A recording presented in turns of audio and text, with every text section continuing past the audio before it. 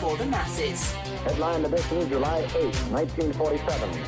The Army Air Forces has announced that a flying disc has been found and is now in the possession of the Army. If the game is rigged, change the game. Game changer. I occasionally think how quickly our differences worldwide would vanish if we were facing an alien threat from outside this world. This is Fade to Black with your host, Jimmy Church, on the Game Changer Radio Network and KGRA, the Global Radio Alliance. I need your help to get to the year 1985. You're listening to Fade to Black with Jimmy Church on the Game Changer Network.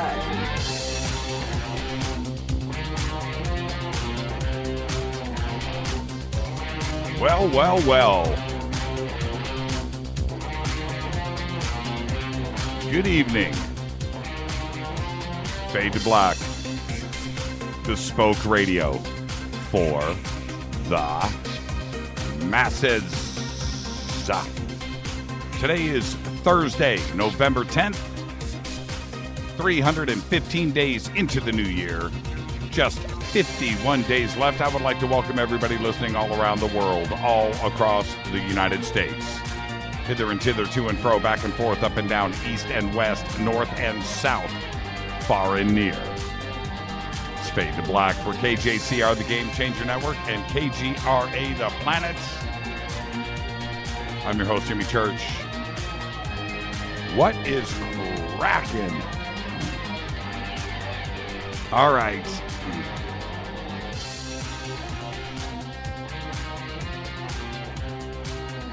You know, I don't want to start off on a bummer, but Leonard Cohen left this earth today. He was 82. Influenced so many. And there you go, little tribute to Leonard at the beginning of the show. There you go. Tonight's another Fader Night with Jon Rappoport and his No More Fake Newsroom.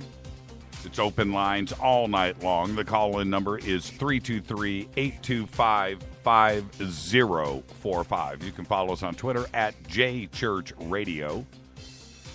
You can do so right now at JChurchRadio on Twitter. Get yourself... I usually do this every Thursday, so I'll just say this now. If you are new to the show, right? You're brand new to the show, and it's your first time tuning in, and you're checking it out. We run Twitter and the chat room and chat rooms over at KGRA and Spreaker, but in real time during the show.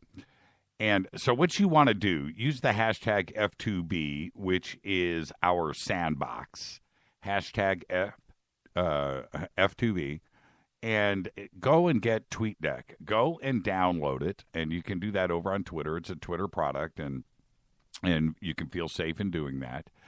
And go and download, and then get your columns going. Twitter will never run the same for you after doing this. Trust me on this. So it will open up the Twitterverse for you, and you will see how we use Twitter during the show. All right? We do thousands of tweets a night. It's all interactive. I read them all. And then as you get these columns set up, and if you need help, just come over to the sandbox, hashtag F2B, yell, just say, hey, I'm new here. Somebody help me out.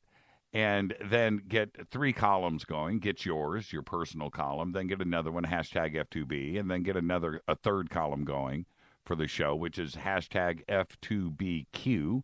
And that's Fade to Black questions that I will see live during the show. I keep Twitter up and live to my left, and we interact throughout the show. Tonight is Thursday, which means it's Fader Night. It's open lines all night long. We have Jon Rappoport that's going to be here at the bottom of the hour, and with his No More Fake Newsroom. His website is nomorefakenews.com. You can also follow Jon on Twitter at Jon Rappoport, but that's Jon, not John, by the way. It's Jon, Jon Rappoport on Twitter. And then, of course, go follow us on Facebook and YouTube. Everything is Fade to Black and Jimmy Church Radio, blah, blah, blah. Email throughout the show tonight is jimmy@jimmychurchradio.com. Just make it good, and it will make its way in here to me into the bunker. Any questions or comments, hashtag F2BQ. You've got Twitter, you've got the chat rooms, and you've got email, jimmy@jimmychurchradio.com. All right, so let's go. It's Thursday night. We've had a heck of a week here in this country, and Rita sent out the word today, no politics on the show tonight. I don't know how we're going to avoid that, but it's put a fork in her. She is done. Done. I think the whole country is just about done. Okay, very hard to not talk about it, but there you go. It's your show. We'll talk about whatever, but this show is about conspiracies and everything that falls under that, which is, of course, ufology, lost history, Egypt, all things conspiracy that goes under that umbrella, the internet, everything that is under that umbrella. Okay, so that's what we talk about on the show. And let's get this show cracking. Check out all of our sponsors. Life Change Tea. Everybody here is on the Life Change Tea program. All friends, family, staff members. Just go to getthetea.com. Mention Jimmy when you order. Simple enough. Either over the phone or online, and you will get free shipping. Go to the specials page. Get your order together. Use the promo code Jimmy. There you go. The banners are over at Jimmy Church Radio. Also, River Moon Coffee, makers of the Fade to Black blend. And I hope River Moon is listening right now, because hear this sip? Those are the last beans from our first shipment. We burned through it. I saved all the bags, though. I saved the bags. Yep, the last pot River Moon Coffee Fade to Black blend has just been brewed here, but timed it just right for Thursday night, end of the week, and we are good.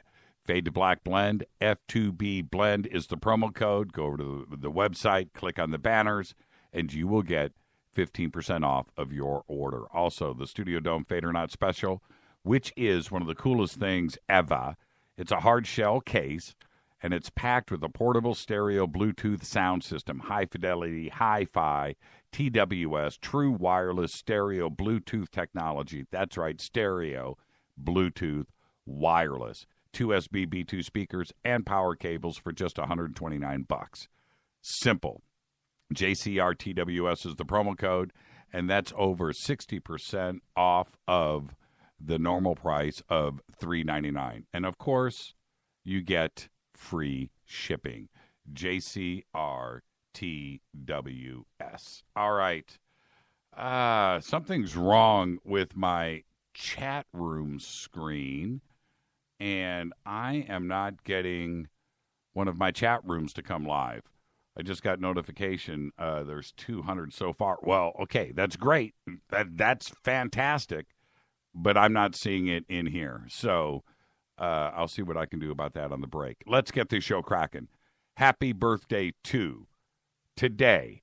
Sinbad is 60, and he will always make the list because of Good Burger and House Guest. He will never not make the list. House Guest. Tracy Morgan today is 48, and our dead guy's birthday today is Roy Scheider. 1932 to 2008, died at the age of 75. Of course, he was police chief Martin Brody in Jaws. I think we're going to need a bigger boat. Joe Gideon in All That Jazz. I think I'm going to watch All That Jazz tonight for Roy after the show tonight. I see a taco truck in our future, by the way. And got to see All That Jazz. Joe Gideon. I do have, of course, he was Detective Cloudy Rousseau in The French Connection. So just imagine that. You know, right there. What a life, right? Jaws, All That Jazz, and The French Connection. you can stop right there. You don't need to make another movie, right? But then, of course, there was 2010, the year we make contact, and him playing Dr. Haywood Floyd, Roy Scheider. In 2004, Scheider was found to have multiple myeloma, and he received a bone marrow transplant to treat the cancer in 2005, but then he died February 10th, 2008, at the University of Arkansas Medical Sciences Hospital. But 75 years old, great life, great career, made some of the best. Roy Scheider today. Happy birthday. On this day in history, and, you know, I'm from Chicago, right? And on this day in history, 1975, the SS Edmund Fitzgerald sinks in Lake Superior, killing all 29 crew members on board. It was the worst single accident in Lake Superior's history, but then it was immortalized in song with Gordon Lightfoot's The Wreck of the Edmund Fitzgerald on this day in 1975. Fader fact. All right, this is one of those things that you just need to listen to me on. It's a fader fact. This is vetted. Google has a comprehensive timeline of everything that you do with their products, and it's called My Activity. And it includes all websites you visited with Chrome, all YouTube videos, music, and applications, all the way down through your Android in chronological order on a linear timeline. And that's a trip, that's a fader fact, and that's been vetted. All right, a couple of things really quick. I want to get some thoughts out. We posted over on our Facebook page a bunch of pictures today. Went over to, you know, the new series that we're doing for History Channel. The series has its own offices, right, for the series. And I was able to go by there today and walk around and hang out with everybody. We took some pictures. They were posted over on our Facebook page, or on my personal Facebook page. You can go check it out. I don't think they're up on the company page yet, but we'll get them up there sometime very soon, during the show or after the show tonight. But going through there and looking, we have got 5 editing suites. One of them has 2 editors in it, you know, the head guy and his assistant, and so they're there. But and then there's a graphics suite, this guy David, that handles nothing but the graphics on the show. And then 4 other editing suites, and everybody is busy. So I'm walking around there. And after, I just want to say this. After the week that this country has gone through, myself and Rita too, personally, the drama, right? And being able to walk through there today and just kind of escape reality of the real world. We've got, you know, the demonstrations are going on here still in Los Angeles and around the country. And walking through there, and I was able to just like escape for a few minutes. And I walked through the entire facility and, you know, got to shake hands and say hello to everybody. But walking through each editing suite, seeing another episode up and being edited and worked on was pretty cool, pretty humbling too as well. But I just want to report back to everybody that you can go look at the pictures over on Facebook, but the look and the effort and the love that is being put into this is second to none. And if I've ever had any nerves about this or wondered about this and just, you know, oh man, this is going to get screwed up. And I'm walking through there, this gnarly staff. I mean, I don't know. Let's see, 1, 2, 3, 4, 5, 6, 7, 8, 9, 10, 11, 12, 13, 14, maybe 15 people in there, all working on the show and doing their part. And it was really, really cool. It was a total escape. And I was able to go into each editing suite and go up and go, so what are you working on? Well, I'm doing this. And back that up. Play that back again. And, wow, and I'm just looking at the quality. I'm just like, man, this is really cool. And then, so, I'm going through each one. And then I walk into Kevin Tavalaro's suite. He's editing in there. And he's one of the main guys on the show. It's his vision. Well, there's a few people that are involved here that conceptualized everything. But it's certainly Kevin's vision that has ridden this thing through totally. And he is an absolute, and I posted this on Facebook, he is a real card-carrying, tinfoil hat conspiracy genius, right? He's really, really got his finger on the pulse. But, so I walk in there, and there is Michael Oeming's face on the monitor. And I just stepped back, and I'm looking at Michael, and I went, you know what, I got to take a picture of this. And that was actually the first one I took, and I took that and posted it because it's this. It's myself, it's Rita, and of course Kevin and everybody that's over at the network, and Tina and Doug and Kenny, and oh man, all the directors and stuff. It's everybody. It's a team. It's a family thing that's going on here. But I've been able to pull in some of the most talented researchers out there. And Michael Oeming, as great of a comic book artist as he is, but he's also just knows his conspiracy, knows his stuff on so many different fronts. And I just kind of looked around, and we've got, Steve Murillo is involved, and Wolf McCarran is involved, and I'm leaving names out right now, and I'm doing that kind of on purpose because I want to wait for the series to come out. But it's just this family affair. And so for you, as Fadernauts, when you go and see the series and watch each episode week to week, you are going to see the faces that you see are here on this show. You're going to be able to put the face to the voice.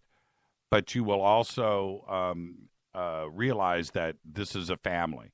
And because you are Fadernauts, and because you are here every single day, and you know what's going on, and then you go and you see a presentation like this and see how it's put together, you're going to feel like your extended family is right there on the screen. These are the people that you hear every day, that you interact with, that you speak with, that you hang out with at events and everything. You're going to see this play out. And I was watching it today, and it just kind of hit me.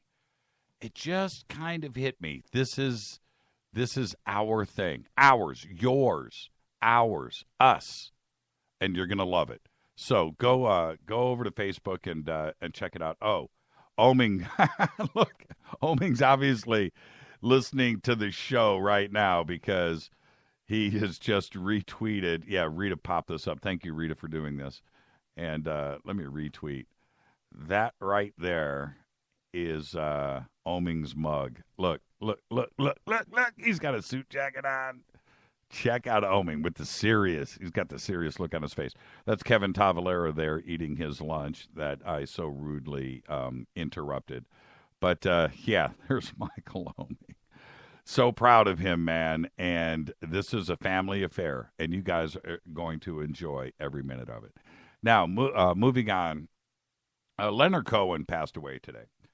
And Rita and I, his song, Hallelujah.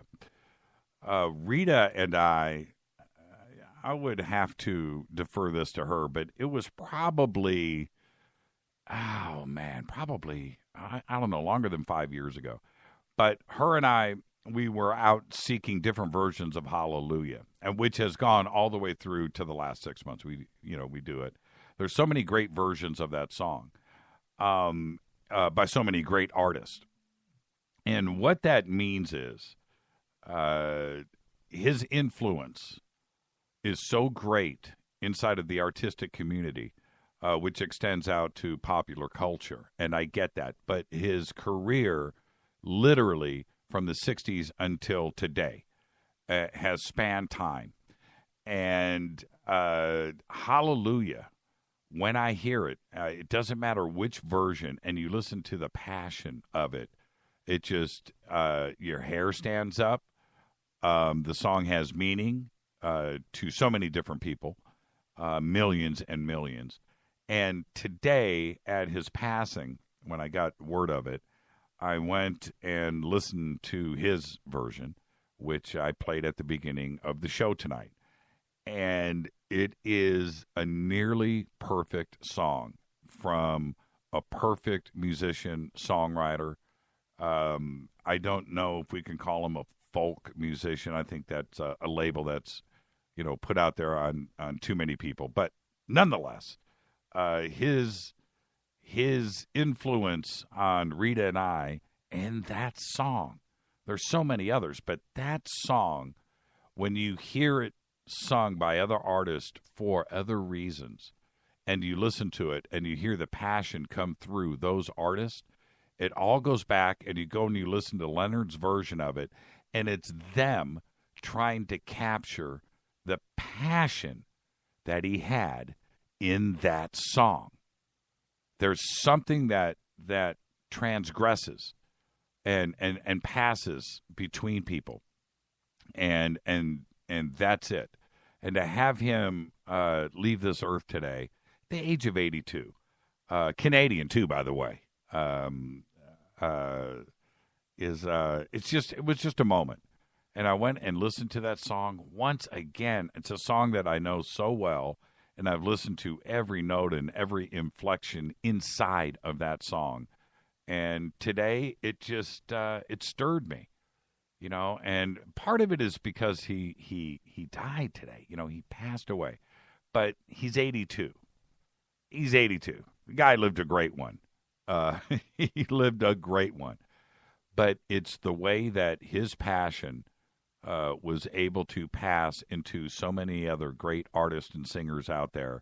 And his influence, I'm sure that he understood it, but I think it's greater than we all know, because it is in so many singers and musicians' DNA to their very core.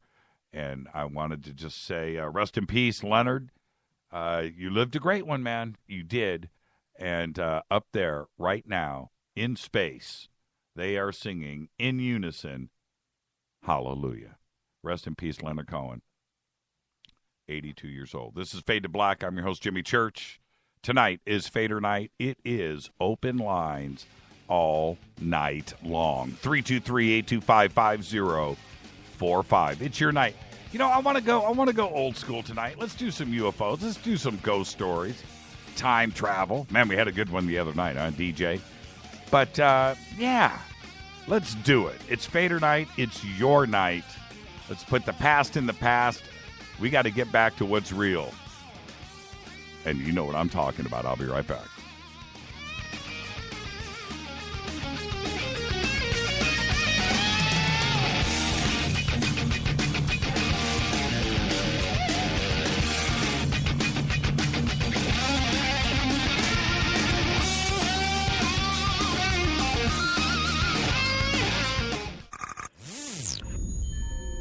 You're listening to Jimmy Church, Fade to Black. Fade to Black will now pause for alien identification. The station that talks the net. KGRA Radio. What's up, revolutionaries? It's me, Jimmy Church. Do you have an IRS or state tax issue? Well, I did, and I called national tax experts. My problems were fixed, done, fini, and man, I gotta tell you, it was a relief. National Tax Experts are a recognized tax office that services clients in all 50 states. It doesn't matter where you live. Give them a call. I'm telling you, they take the time to understand each and every client's individual financial status as well as their financial goals. And that's exactly what you need, my brother, when you're taking on the evil 3-letter. So, seriously, give them a call today at 1-877-909-5444. Again, 1-877-909-5444. Or go check out their website, nattaxexperts.com. That's NATTAXEXPERTS.com. Tell them Jimmy sent you. Hi, folks. In a world of GMO, genetically modified organisms, that is, chemicals, processed foods, and a healthcare system that's unraveling like a cheap suit, it's time to prepare. God created herbs, and herbs help man. Our body can heal itself, just sometimes we need assistance. You need some help? GetTheTea.com. That's GetTheTea.com. Our mild detox is quite powerful with its unique blend of 8 different herbs. And if you're looking for more, our non-GMO supplements will help you with different needs you might have. Health should be a top priority. Take care of your health naturally. Log on to GetTheTea.com. That's GetTheTea.com. Give your body a treat. Let the herbs do their thing naturally. Read all the testimonies on the website, GetTheTea.com. That's GetTheTea.com. Sickness and viruses are like intruders, and herbs are like warriors. Let the tea work for you. That's GetTheTea.com. 9 out of 10 geneticists agree. Fade to Black is not your father's radio show on the Game Changer Radio Network and KGRA, The Planet. Hi, this is Chase Kletsky with Fate Magazine Radio, and you're listening to Jimmy Church and Fade to Black on the Game Changer Network and the KGRA digital broadcast station, where the Fadernauts rock. Hi, this is Rob Reiner from Anvil, and you're listening to JimmyChurchRadio.com. What's up? I'm Chris. What up? This is Kyle Manson. You're listening to Jimmy Church Radio.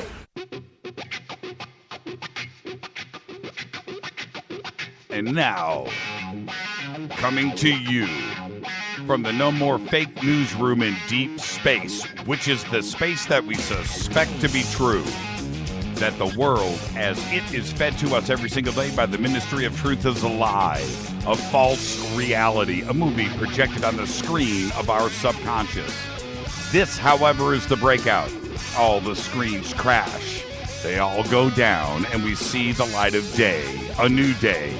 No more robots, no more androids. It's the No More Fake Newsroom with Jon Rappoport. Take it away, John. Thank you, Jimmy. Thank you very much. Hello, everybody. After the election, I'm sure many people are completely exhausted. However, I happen to be extremely energized, and that is what I will try to explain to you in the next minutes here on Fade to Black. Why that is. We need to start with the movement. There is a movement. I became aware of the movement in the early 1990s. At that time, it was called Health Freedom. And yours truly was kind of in the middle of that whole thing. Many meetings, many thises and thatses. Some of you will remember that there was a raid, a federal raid on Dr. Jonathan Wright's clinic in the state of Washington, where, God forbid, he was giving vitamin B to people. Ooh. Marshals, FDA, guns, patients were in the office. And this catapulted into a national story at the same time that it appeared that the FDA was threatening to cut off access of the public to nutritional supplements. And a movement swelled and developed beyond anybody's prediction. There was no email at the time or internet to speak of at the time. Millions and millions of letters, actual letters. Remember letters? Written by people and put into the mail were sent to Congress. And it was reported that more letters were sent to Congress on this issue than any other in history. So this catapulted me. That eventually led to my running for a seat in the U.S. Congress out of Los Angeles in 1994. And I met a great many people of all ages and stripes and races and ethnicities and so forth and so on who were part of this health freedom movement, which was basically saying that the individual has a right to take care of his or her own body in any way he or she chooses. Freedom to manage one's own health. Now, what I discovered in talking to many of these people were they were some of the toughest critters that I had ever run into. I mean, these were dyed in the wool, hard cases in the health freedom movement, some of them. They meant business, and they had been around the block many times. They, in fact, were the most radical Americans that I had ever met up to that point in my life. And then many of them went away. They drifted away. There was a law passed called the Hatch Bill, and I won't go into the details. It sort of protected the consumer vis-a-vis nutritional supplements, but it certainly didn't do enough. Then flash forward a number of years, and we had the internet, and who came along but a guy named Ron Paul. I'm sure that many of you remember Ron, congressman from Texas who's since retired. And Ron Paul ran for president, and he gathered a huge number of people around him. Of course, some of you will go back to Ross Perot. That's another whole segment of the population, much earlier. Ron Paul ignited a gigantic movement in the direction of freedom in America. Some of you will recall that he wanted to audit the Federal Reserve, down to the ground. He wanted to bring troops home. He wanted to stop empire wars of convenience and aggression, etc., etc. And he ran on the Republican ticket for president, and basically the media cut him off at the knees because beyond a certain point, they refused to allow him to appear on debates. And so his candidacy withered, and many of those people kind of went away. And I see some other instances as I'm talking here of the movement that I won't get into, but that's kind of a sketch.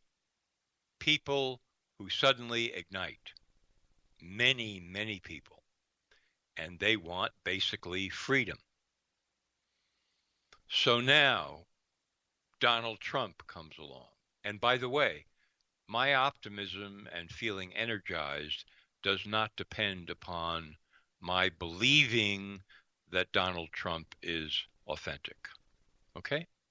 Just thought I'd throw that in. Many people come along from the health freedom movement, from Ron Paul, from other incarnations of the movement, and they see Trump and they listen to what he says and they say, I'm on board with him. In addition to that, we have many people in the country who have been thrown out of work by globalism, basically, and these trade treaties like NAFTA and CAFTA, the World Trade Organization, and the upcoming TPP. We have the Trans-Pacific Partnership, which, by the way, just announced today by Chuck Schumer, staunch Democrat, that the TPP is dead on arrival. Dead. Paul Ryan echoed the sentiment, dead. This is in part due to Trump's victory, but not entirely, for sure.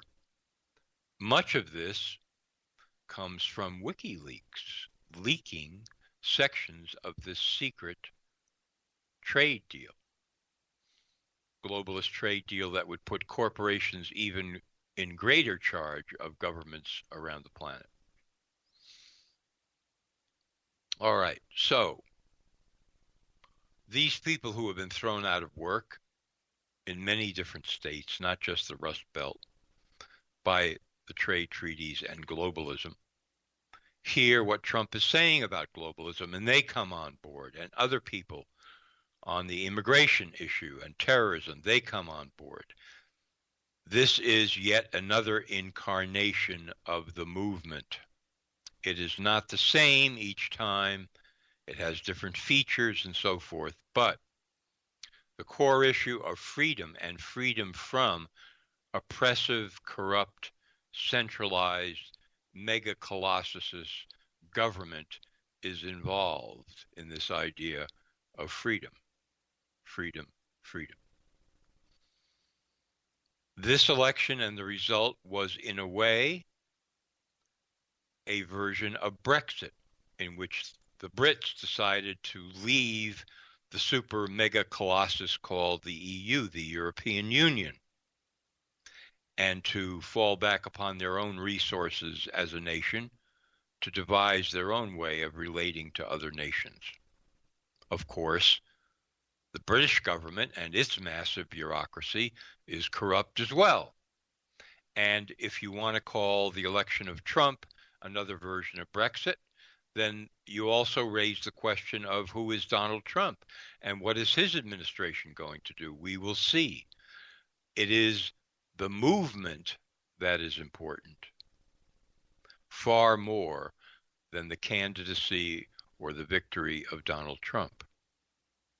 And that movement in its present incarnation is very much alive.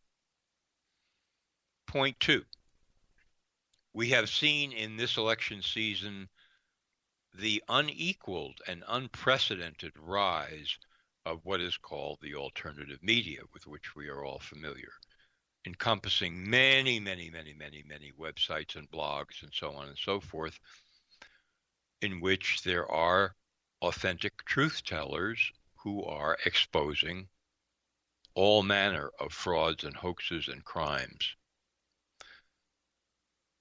along many fronts and involving many institutions. And I am here to tell you that in the current state, up to the moment, right now, the influence and capacity of the alt media is at an all-time high and is significant in what they like to call the national dialogue, is more than just significant. The seesaw has tilted considerably away from major media, which more and more people have been tuning out and refuse to believe, and in favor of alt media. The statistics are showing gigantic shifts away from traditional media and to alternative media.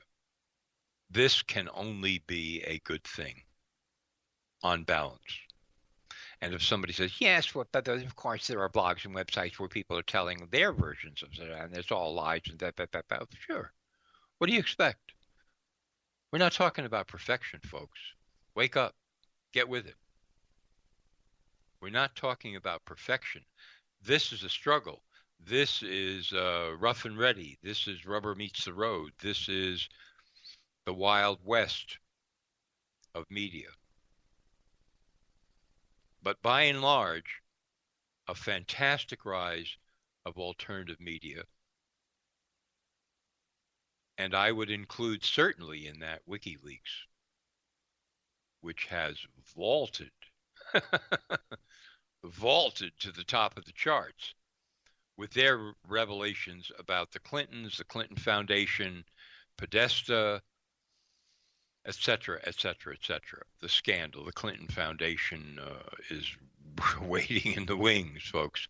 I won't try to go into all the sordid details, but I'm sure that you're aware of some of them. And then we also have to factor in a little outfit out of nowhere, James O'Keefe and Project Veritas, which exposed in Sting underground videos horrendous practices of Democratic Party operatives in inciting riots and violence and so forth intentionally at Trump events, and also confessing to their modus operandi of rigging elections for a long time. Exposed, exposed, exposed.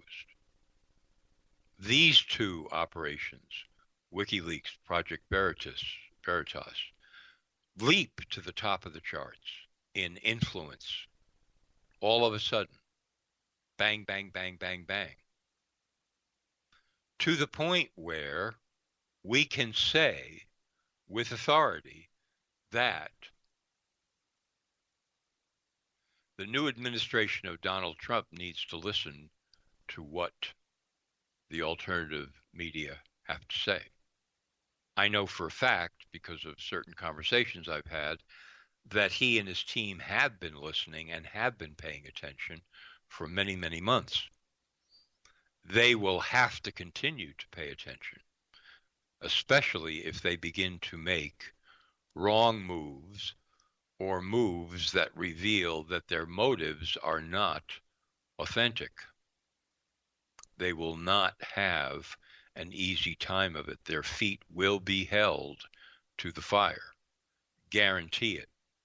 I can personally say for myself that is certainly going to be true. However, when you put these things together, points 1 and 2, the movement plus alt media, you are now talking about a formidable force. No, it's not systematized. No, it's not completely organized. Yes, there are very rough edges in places and people trying to involve themselves who do not have genuine motives and all of that. Again, folks, we ain't talking about perfection here. But on the whole, this combination of the movement and alt media have become, during this election season, a formidable force. For example, and this is kind of breaking as of today probably, in several interviews, CNN, I think Fox, Rudy Giuliani, Chris Christie, two American politicians who have been on the Trump team, have been interviewed about what the Department of Justice is going to look like under Trump, and will they be, either of them, the new Attorney General? And of course, they waffled back and forth on that. They didn't want to start talking out of school. Fine. But then the issue of prosecuting Hillary Clinton and the Clinton Foundation came up, and the questions became, well, what's going to happen? Trump says he's going to put her in jail. We've seen that statement from his own lips during the debate. Are you going to move forward on this? Okay, so Giuliani and Christie are not in a position to speak for Trump and say absolutely we know one way or another. But you could tell between the lines there was some waffling on their part. For example, Christie, well, sometimes, and I can't say whether this is the case here, of course, and blah, blah, blah. Sometimes in politics, it's better just to move on. Wrong. If this continues in any form, I mean, this is enough right now to spark heavy criticism. Don't go down that road. If the campaign was based in part on, quote, draining the swamp in Washington, that entails prosecutions, crimes, felonies, convictions, sentences. That, in part, is why the movement swelled to the degree that it did, because many or most of the people in this uneven, unsystematized movement definitely want to root out corruption at the deepest possible levels. And the Clintons have long been deal makers, pay for play, money changing hands, and we could go into this in great depth. But the Clinton Foundation itself has been operating as a kind of parallel Department of State outside the government. You know, in the State Department, they like to say, well, we do give and take by diplomacy. Well, the Clinton Foundation apparently does. You give money, and then we let you take. A parallel shadow government agency, the foundation. And to even hint the possibility that this will not be tracked to ground in every sordid detail and prosecuted to the fullest extent of the law under the new Justice Department under Donald Trump would be a clear sign that he is backing off from what he has been standing for and claiming. We will see. We will see. My point here is the movement is here. The alt media are here. And any backtracking and people's feet will be held to the fire. You can believe it. You can believe it. Now, I did mention breaking news, the TPP, Trans-Pacific Partnership, has been called dead on arrival. This was the thing that Obama was going to try to sneak through during the so-called lame duck congressional session after the election and before the inauguration. There were news stories all over the place about this 2-3 months ago. Now, bang, dead, unless somehow it is resuscitated. But leading politicians, Schumer and Ryan, say it's dead. Well, I know that one of the reasons that Barack Obama was snatched out of obscurity, a nobody, and promoted to be the next president of the United States in 2007, 2008 was because he was on board with the globalist agenda. Zbigniew Brzezinski, who's the right-hand man of David Rockefeller, was Obama's foreign policy mentor during the transition in 2008 before Obama took office. He was there to get things like the TPP done under his administration, and he has utterly failed. This is a big deal, folks. This is not just some, oh, well, there must be a deeper conspiracy, and that's why they let the TPP die. No. Don't go down that road, okay? This was a key element of the next phase of the globalists take over the planet, and thus far it has failed, and it looks like it is dead. And some of that needs to be laid at the door of Donald Trump, because he said he was going to bar the door to such trade treaties. And some of the people in Congress looking ahead, because it appeared that this would not be ratified during Obama's term. Well, if Trump is just not going to go along with this in the new administration, then why do we care? Forget the whole thing. So some credit has to be given to the man for that. Is he going to kill NAFTA, another one of the tremendous trade deals that he has promised to either grossly revamp or destroy entirely? We'll see. Canada has already announced that they're willing to renegotiate NAFTA. Well, let's see what happens there. Let's see. Is Trump going to bring jobs back to America? Is he really going to do that?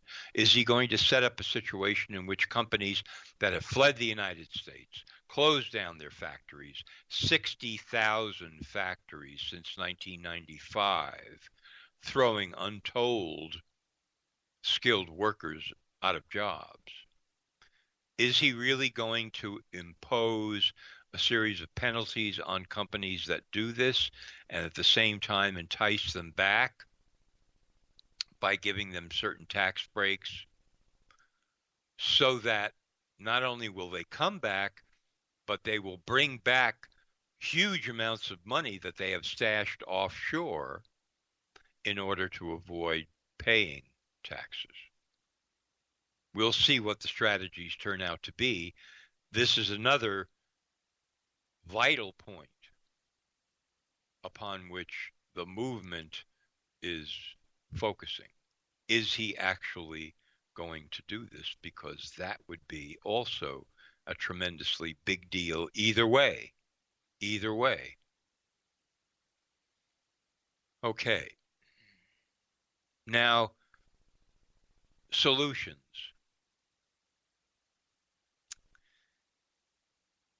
This is a moment in time.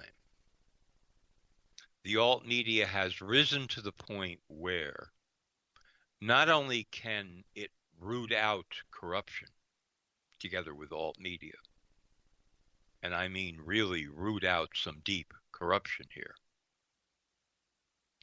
but also bring to bear solutions moving forward.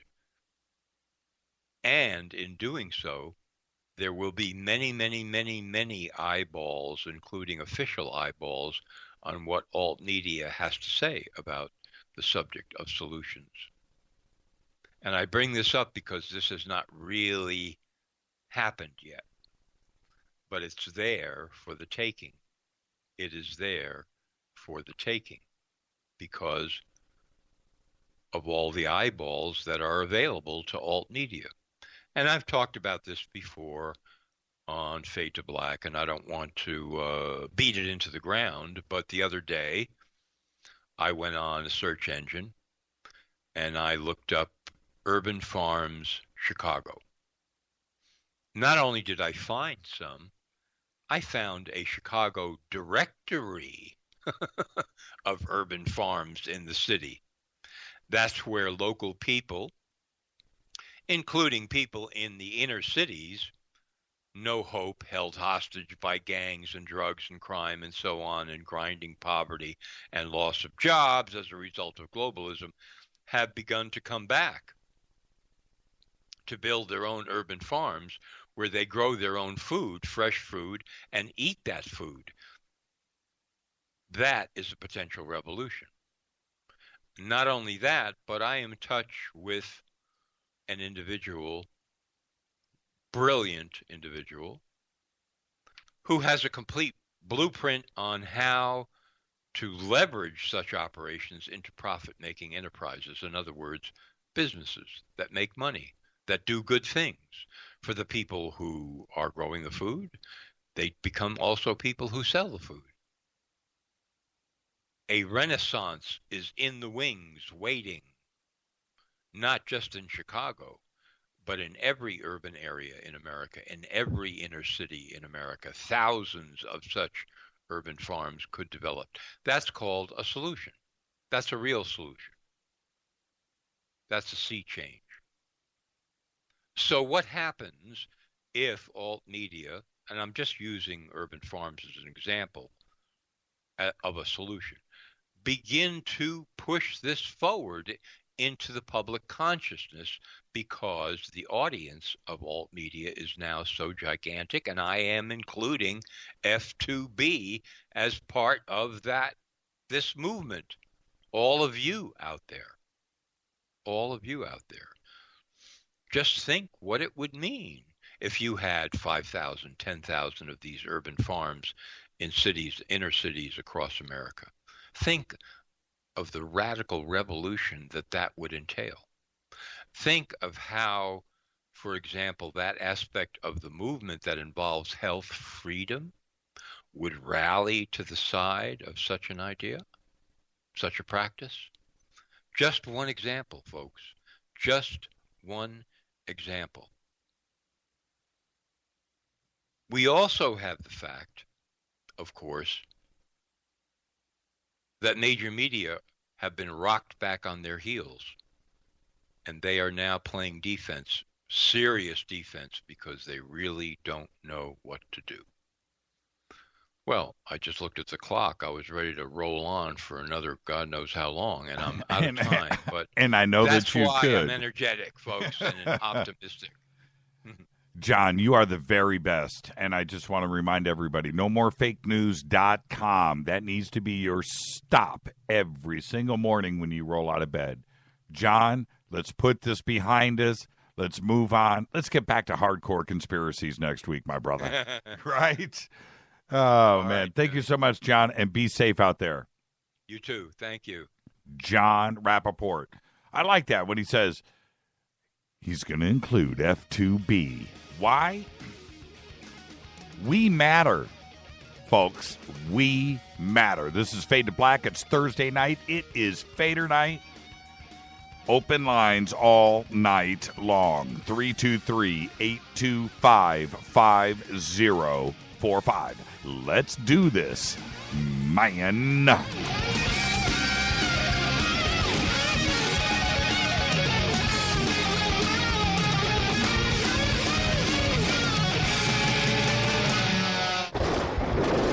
This is Fade to Black with Jimmy Church on the Game Changer Radio Network and KGRA, the Global Radio Alliance.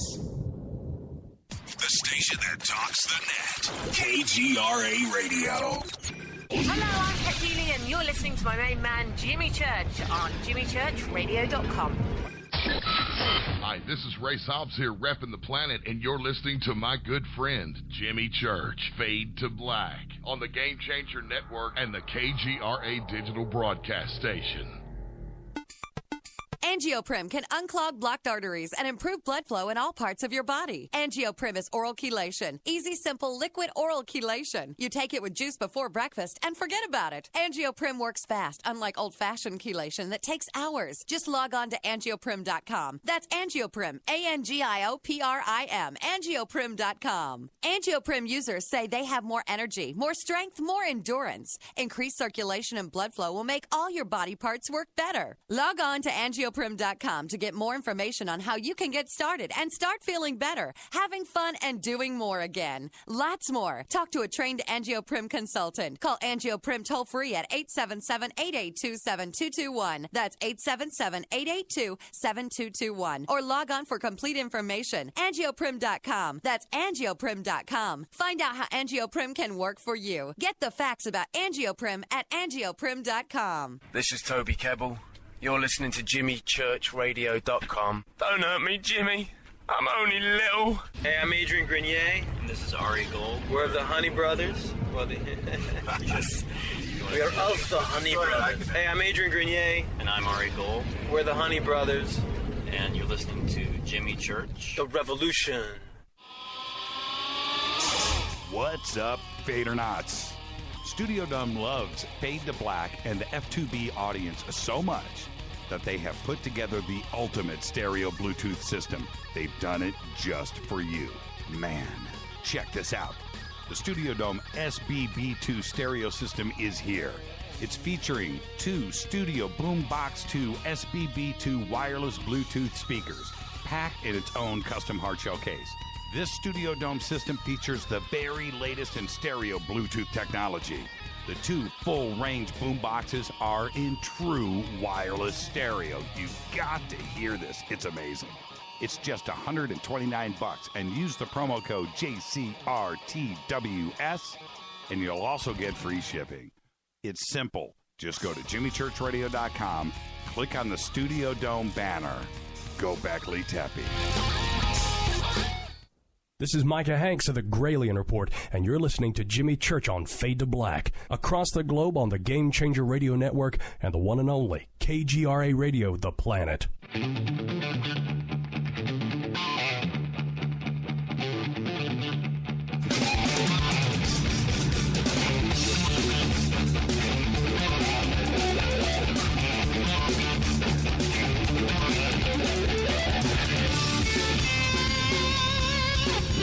All right, welcome back, Fade to Black.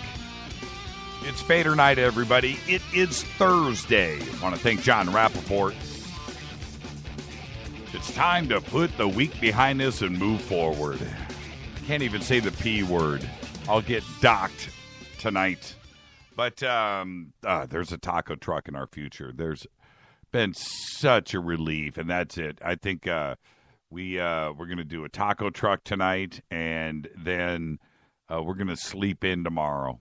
Yeah, we're going to sleep in and probably get out of bed at about 9 a.m. We're going to sleep in. This is Fade to Black. I'm your host, Jimmy Church. Okay, phone lines are open. I've got calls lined up. I'll get to those in just a second. 323-825-5045. Let's go. Let's do this. I'm going to do some conspiracy stuff. Have you seen anything strange in the skies lately? Do you have something in your past you would like to talk about, get off your chest, and maybe let your family know for the first time tonight live on radio that you were abducted? Let's do all of that. You've got to tell them sooner or later, right?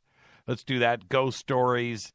You know, and maybe I'll dig into my own brain and share something too a little bit later. Okay, I've done everything that I've experienced, but I suppose if I sit here and think about it long enough, something will come to mind. 323-825-5045. Let's go straight to the phones. Hi, you're live on Fade to Black. Hi, this is Walt. Hey, Walt. Well. What? Wait. I need to confirm that this is the real Walt. Okay. Yeah, I'm afraid so. Okay, so let's do this. In the cabin, what side of the fireplace was I sitting on 3 years ago? No clue. What do you mean? I have no clue. You were sitting next to me. No, this is a different Walt. Oh, see, that's what I wanted to clarify. This isn't the Walt. This is the other Walt. No, I can finally use my real name on the air. It doesn't matter. I've already spilled my guts in 2012. But in doing so, I started to talk too much. And I met a guy. Well, I'll put it this way. How would you like to have an interview with a guy that's been to the moon, been to Mars, he brought rocks back from Mars. He's going to get me some.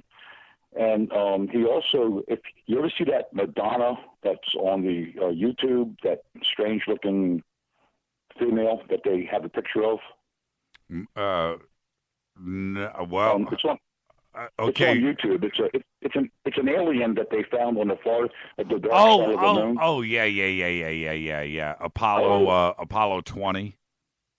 That's the one. Yeah, but Apollo 18. Apollo 18, Apollo 20. Okay. No, it was 20. The guy told me it was 20 because he was the pilot. He was the guy that got off the ship. He was the guy that rummaged around and collected some moon rocks, and they found these two females. One had a head cut off, and the other one, the body was all decomposed and everything. But one of them, the face was still, the body was still normal. The picture on YouTube that they show you, yes, is not exactly correct. He told me, and he showed me the color of the face. It's not brown as indicated on the YouTube. It's a blue. Oh, blue really? alien. Okay. How did you meet him, Walt? Oh, man, this is strange. I had a strange life. I saw aliens face to face, so it's easier for me to accept strange people. And then I just got confirmation tonight. I saw him last night. I thought they killed him, but I found him. And he gave me a number and the name of a person, and I called him that I knew, and I contacted this person that was in the military in a base somewhere. I forget what a base was in California. That he actually witnessed him flying the craft.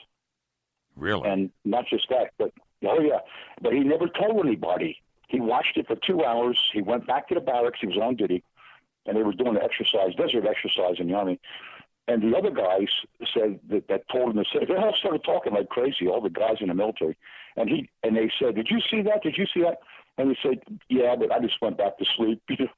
And these other guys that saw it said that they were right underneath it, and they got better description than he did.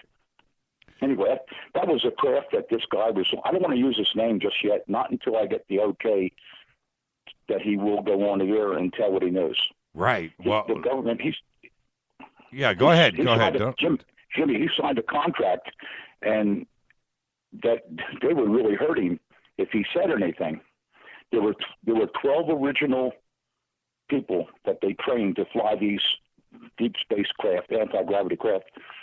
Some are triangles, and there were 12 of them. There's only 4 living ones today. Only 4 left. And this was back in 1978 or 9. I think it was. He said that. I just talked to him last night. He came over to the house. He had dinner here. He's scared to death. He's not living at home anymore. He's in hiding, and I'm worried about him because I'm the one that talked him into going on the first radio program, and I feel responsible that I put him in jeopardy. Right. Well, how old is he now, Walt? Oh, about my age. I'm getting close to 70. Right. 60-something. Well, you don't sound 70. You sound like you're 29. Oh, I still fly airplanes and drive motorcycles that go 140 miles an hour. I can tell. But I'm kind of a strange person. We all are, Walt. Don't. Yeah. In our world, I thought you're normal. Interested in hearing some of the things he told me. Yes, I do, and I want you to continue. And also, after this call tonight, you know how to get a hold of Rita. So get all of that going, and then we'll see what we can do. And if he wants to, talk to me off of the air and feel comfortable, we can set all of that up too as well. But that's the future, and we'll make that happen. And you know me, and you know the show, and you know Rita, you know what we're about. And you can convey all of that to him, and I'm, and you can be honest with him about everything. So that being said, what else did he tell you? Man, did he ever? Let me tell you a little bit about what I know from my personal experience. When in '65, I was in school with electronics teacher. I can use his name now because he's dead. I had this promise that I would never say anything, but he's dead. I called his son. I confirmed he's dead this past winter. And I asked his son, I said, did your father ever tell you any secrets, like really out-of-world secrets? And he said, yes. And I said, well, I want to apologize for using your father's name on the radio show. And I promised your father I would never say anything. And I didn't until, 2012. He said, oh, don't worry, Walt. This is a high school friend of mine. I said, don't worry about it. He says, my Uncle Phil wrote a book in 97 and died a year later. And I said, your Uncle Phil? What's his last name? And he said, Corso. Well, if you ever heard of Phil, Phil Corso? Of course. Oh, good. He wrote a book. I tried reading that book before I found out that's where my information came from via his brother-in-law. I was his brother-in-law. Meister Cole would never tell me where he got the information from other than he had relatives working at Los Alamos that he was staying with as a means to get ideas to build a new science lab in a new school called Thomas McCain High School in Delaware. And he would never tell me the source of it. And I feel really bad now, but, now talking about it. I kept it secret longer than Phil Corso. That was good. Anyway, now I have to read the book again. I didn't believe it at first. I heard all this information. In 1965, I was given this information from Phil Corso's brother-in-law and he made me promise over and over to keep it secret. And I swore up and down I would never say anything, and I did. But I did it long after the book was written. So it's okay to talk now. How long have you known him? How long have you known him, Walt? The pilot. How long I know this guy? Yeah. I just met him at the air show in downtown. He was I can't tell you too much about him. I'm gonna make sure he's okay with it. I met him at an air show, and for some reason I'm talking about my strange encounters with aliens, and I said, you probably don't believe it. And he looked at me straight in the face and he says, actually I do. And that's when he opened up. Wow. And he was scared. Yeah, he was scared. He didn't want to say anything to me too much, but he figured, well, I saw aliens, so I already know about them.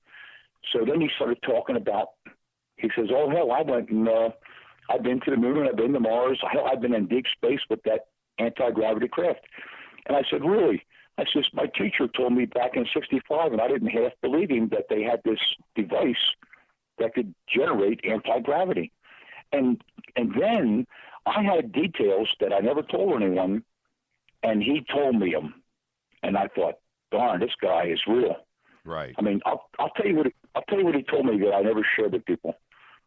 It was the fact that it took very cold cryogenic energy to keep the superconductors, to keep the magnetic bottle of this fluid, this superfluid made of mercury and something, spinning at 40 to 50,000 RPMs. I was given all this information back in '65, and I half didn't believe it. I mean, it was really a strange thing for a teacher to tell me. I think because I was friends with his son in school, I was a good student. I asked a lot of questions, and he saw my SATs were in the top 10% nationwide. He liked me, and I used to help after class and clean up. And it was one of those times I was cleaning up, washing bottles with him. He just flat out asked me a question. He says, "Walt, what do you think the most powerful force in the universe is?" And I said, fusion. And he said, no, care to guess again? At that point, I'm thinking, he's out of his mind. There's nothing stronger than fusion. That's what you would say too, probably. Right. And then I kept bugging him, until he finally fessed up, and he said, no, it's electromagnetism. After I told him, if you think there's something stronger, you're welcome to tell me, but I ain't going to believe it, So anyway, after he said electromagnetism, I turned around and looked at him with a weird look. I said, magnets? You mean all this time we've been burning things to produce energy, and we could have used magnets? It was a hell of a conversation, I'll tell you that. Yeah, I've always magnets are the not the only thing. It's not the only thing. It's not magnets. No, but it's It's electromagnetism, Jim. And I thought, what are you talking about? And he says, now do you care to guess how much more powerful it is? And I said, you haven't convinced me it's more powerful. I said, first you have to convince me you know what you're talking about. And we used to do that quite a bit, banter back and forth. He liked my questions, and he just opened up to me. And I said, first you got to convince me that magnets are the most powerful force in the universe. He says, no, electromagnetism. And I said, okay, tell me what you think, how much powerful it is, which I don't believe anyway. And he said, well, take a guess. I says, I have no clue. I don't even believe you. And then he said, well, I'm just going to tell you. It's 10 to the 34th power stronger than fusion. Now think about that number. Right. And I looked. I turned off the water, Jimmy, and I looked at him in the face, and he smiled like a big smile on his face, like you just got me, gotcha. And I said, you got to be kidding. Do you understand how big that number is? And he said, yes. And it went downhill from there. Right. Well, back to a couple of quick questions here. He said that there were 12 craft, am I right? And that there were, out of those pilots, there are only 4 left. Does that mean there was one pilot? No. He didn't mention the number of craft. He said that there were 12 pilots, and he said the first craft, that the prototype, it was triangle shape, a TR-3B, and it took them 7 years to construct. That's how long it took them to build it. And they couldn't find anyone else to get in the darn thing and test fly it. So he was a guinea pig. They told him it was all computer controlled and he'd be fine. Just get in the damn thing and take off and see how it flies. I'm going to save a little bit of this information so you can hear from him. But if you want to, I guess I can tell you what he told me. It's really bizarre. He gets in the craft, and he told him it was safe. He told him it was all programmed like a drone to take off, and fly computer. He said it took off so fast that it exceeded the 9 Gs. They said it was limited to acceleration. The performance. My teacher told me this. My teacher told me this thing was capable of flying 85% at the speed of light, not sound, light. Wow. 85% of the speed of light, and it reduced gravitational effect of the Earth by 89% approximately. it reduced inertia by the same number, same percent. And it had other factors too. It changed time because you're going so fast. It takes you outside of time because you're in your own gravitational something. And get this one. And then he said something he acted really strange. His eyes rolled back in his head as he said this statement to me. He said, and it produces, and his head rolled back and his eyes rolled back. He says, it produces enormous, and he emphasized the word enormous amounts of electrical energy. And I thought to myself, calm down, fellow, you take it easy, take your Valium. I thought he was going to go berserk on me when he rolled his eyes back in his head and he emphasized the word enormous. Right. So, isn't that strange? Did he tell you how big the TR3B was? Did he describe that to you? It was described to me by someone else that spotted it where I live, and he never told me for 10 years. I'm not going to tell you his name because he's really angry that I said too much already, and I used a reference to who he was. He just retired. I shouldn't even say that, but he spotted it when he was here in late summer of '99. He was just moved off property here. We live on a private airstrip. He's a pilot. I shouldn't even say that. And he was camping out next to his car, and he was looking to the north, and he said he saw something, triangle shape, appear out of nowhere. It was like it just appeared out of nowhere, and it was cruising across the mountains to the north of us, very slowly, like you're floating, no noise. And he estimated, he's a pilot now, and I'm not going to tell you where he works, he's retired, because he got really angry with me when I shared it on the radio. He's still a private person, and he said he estimated the size to be 2 football fields in size. And I said, you're kidding. And it floated across the mountains behind us, and he said, yep. And they said, then it took off so fast that it appeared to vanish. It just zipped out real quick. And so the pilot, his description, you started to tell us about what it was like when he first got in the craft. You said it was computer controlled, and then what? Yeah. Oh boy, I should say this, let him tell you, but he's kind of like goofy now because he was shot in the head too.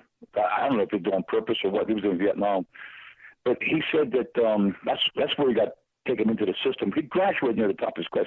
He said it took off so fast that it plastered him, and it done internal damage to his body, and it took a long time to recover. And I found out the nurse's name that saved his life, and he was really grateful to her. He's friends with her now. But it took off so fast. He thinks he was knocked out for a half hour to an hour. He thinks an hour.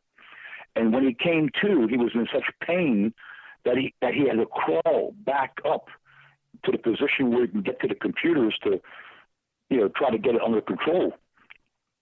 And I'm not going to tell you what they said on the ground team that was spotting him, keeping the tracking him. I'll tell you that one on the return. He made it. He made it back. But as he was passing what he thinks was Saturn, get this, Saturn, about an hour drive, right? And he was going past, he thinks Saturn, when he finally came to and he was able to crawl back up. By the time he got to the controls and was able to change the settings, it took 2 attempts to make the slow down and the turn and head back. And then I should let him tell you this. He freaked me out when he told me. He said he thinks he was out in the Kuiper Belt somewhere, out near somewhere on the edge of the solar system before he got it to slow down and turn around. Then when he got it turned around, it took a long time to get back. And on the way back, he said he looked back towards where he came from, 180 degrees. He said the sun looked like a pin dot. It looked like a regular star, a big star. It was so small. Wow. So he must have been he must have been darn far out there, Right. Anyway, he got it going back, and he was really happy about, being able to keep breathing and get the thing pointed back. As he got closer to our sun, what he thought was a star, he could see a blue color planet to the left. And he figures that must be Earth. And so he started heading to that blue planet, and he was able to land it. Anyway, it's a hell of a story. And like I said, I have confirmation from another guy, and it's hard for me to believe. And I've been face to face with aliens. I almost touched one on the arm. I told you that story before. Yes. And it's just it's just a freaky thing. Well, the triangles, I photographed one, and the triangles are out there, and I've often wondered about it being us or them, right? And the possibility of, well, yes, of course, backwards engineering that alien technology. Maybe the technology was just given to us and we didn't backward engineer it, but we are constructing those craft. And the sightings, of which I've done myself, the sightings have been everywhere. And some can be attributed to the B-2 or the stealth fighter, stealth bomber, and I understand that too as well. But the other ones, like your friend had seen, which was, 2 football fields in length. Chase Kletsky had seen one. Art Bell tells his story about seeing one. I've seen one in photograph. And so I know that, I don't know for sure, but I think there's 2 versions of it. I think the TR-3B is a smaller, single-pilot, smaller version, like the ones that we've seen over Belgium and so forth, and over the United States. And then there's these larger ones that aren't a perfect equilateral triangle. They're a little more deltoid, they're a little longer in length, and kind of look like, the Imperial battle cruiser, that kind of shape from Star Wars. Yep. And I know that they're out there, and it's interesting. I would like to talk to them and get them on the show. And certainly, this is the thing, Walt, is that he's got to be getting up there in years, and you need to share with everybody. Get it archived, get it out there, do a good interview, and speak your mind and speak your piece. And this is the perfect platform for him to do that. Well, see, Jim, that's the whole point. The same reasoning that I used to convince him to go on the show the first time on my other show, Veritas show, and that's the same reasoning. And he thinks they murdered one of his daughters as a warning to keep him shut up. He's scared to death. Now, and I told him, I said, "You're old now. If you think they murdered your daughter and they beat you up and drugged you and everything and try to kill you," I said, "You need to get back at them, and the only way to do that is to get on the air and talk." And that's what made him do it. Yeah, absolutely. Well, let's get it set up, Walt, and just tell him I'm a cool guy, and we'll get this done. Okay, Jim. Yeah, thank you so much, Walt. Thank you for calling in, and thank you for sharing everything with us. You're the best. You're the best. Thank you. Thank you so much, Walt. All right. Okay.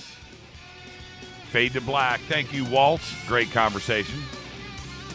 Fade to Black. It's FADERNIGHT. 323-825-5045. Open lines next. I'll be right back.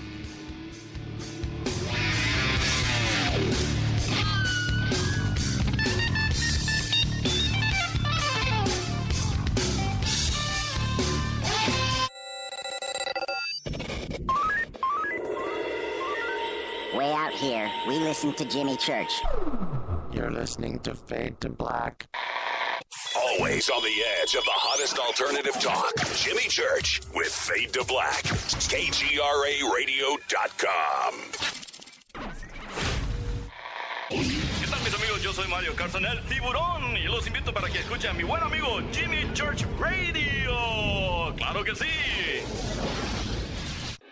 These statements have not been evaluated by the FDA. This product is not intended to diagnose, treat, cure, or prevent any disease. Work with your doctor when taking medications. Make Protovite part of your healthy lifestyle. HealthForLiberty.com is your source for Protovite, a powerful nutritional supplement that's a true breakthrough for your health. Poor digestion makes it nearly impossible to absorb the nutrition your body needs. Protovite is a liquid multi-nutrient formula with patent-pending absorption technology and the highest quality ingredients to nourish nourish every cell in your body. My name is Sandra White. 6 weeks ago, when I started taking Protavite, I was on 14 medications, from everything for blood pressure to fibromyalgia. In the first 10 days, my blood sugar dropped 50 points, and my fibromyalgia pain is gone. And so was 12 of the 14 medications that I was taking. I'm 66, living life and loving it. Go to healthforliberty.com right now. That's healthforliberty.com. Thank you, Protavite, for giving my life back. You are listening to Fade to Black with Jimmy Church on the Game Changer Network. Oi, oi, I'm Reese Evans. You're listening to Jimmy Church. This is Revolution. The revolution will not be televised. The revolution is on radio. Ciao.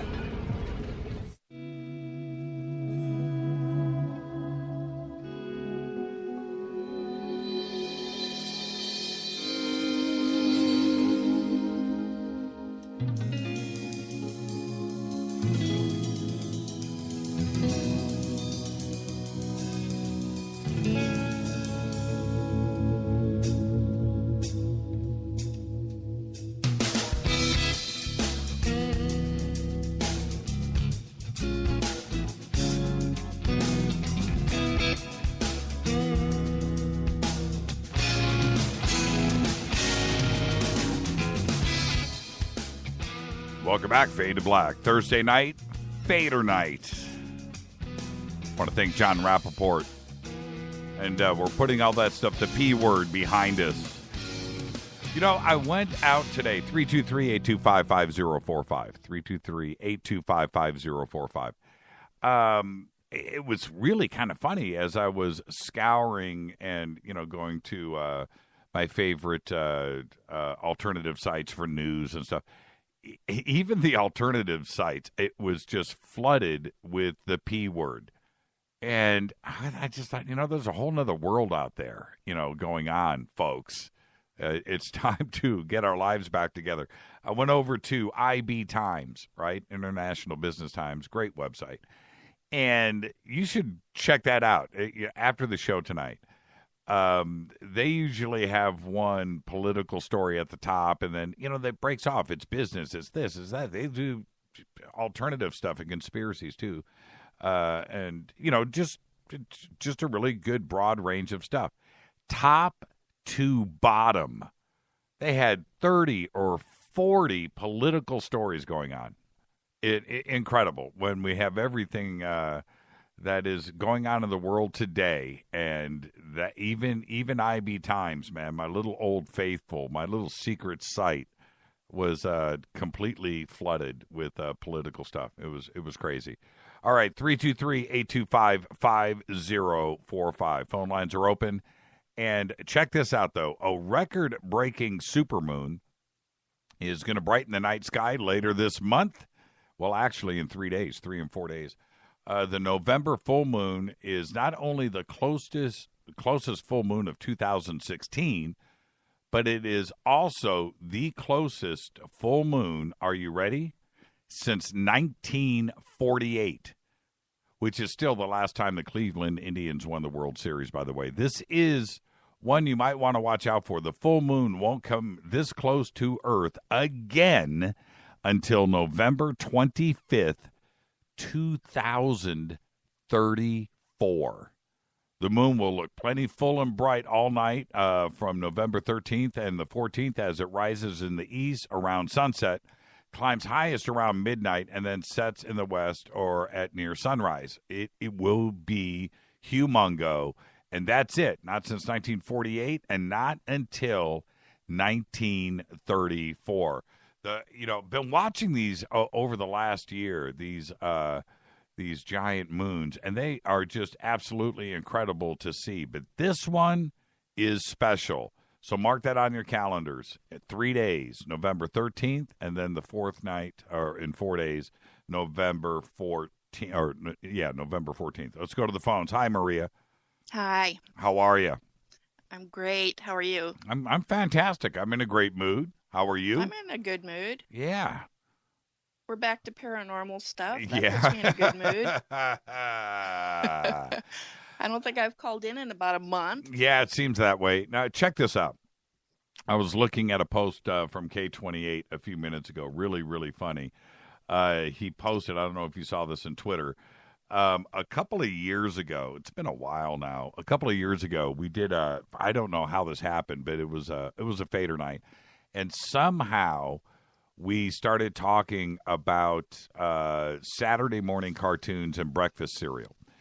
And I have never had the phone lines like that. Well, it's interesting to see the ebb and flow of phone calls and how they come in. But I have never had that many phone calls about breakfast cereal and Saturday morning cartoons. And so this just reminded me. So I just thought whoever's next up, I'm going to hit that with. Do you miss those Saturday mornings because they're not around anymore, right? Saturday morning cartoons, getting up before your parents.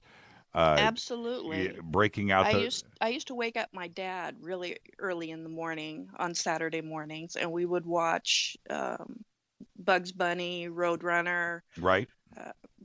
All of that good stuff. And my breakfast cereal was Quisp. Oh yes. Yes. Do you remember that? Oh, of course. I was Quisp and Quake, right? Those were the two. Right, absolutely. And Quake, I liked too. They were very similar, different shapes and stuff. But right. Quisp and Quake, and Quisp was, had a little alien dude, right? Right. So that's what was so cool about that, because that cereal was flying saucers. Right, that was the whole thing. Right, it was these little bowls, these little saucers, but.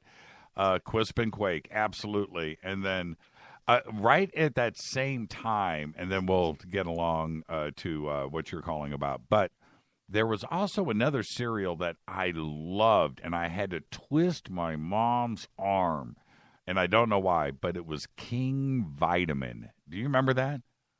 I remember it, but we never got it. Yeah, King Vitamin, and it was it was just another sugar-packed cereal, but they were little crowns. But King Vitamin, man, I just loved for some reason. You're gonna think I'm crazy, but I liked grape nuts. Oh, I still do.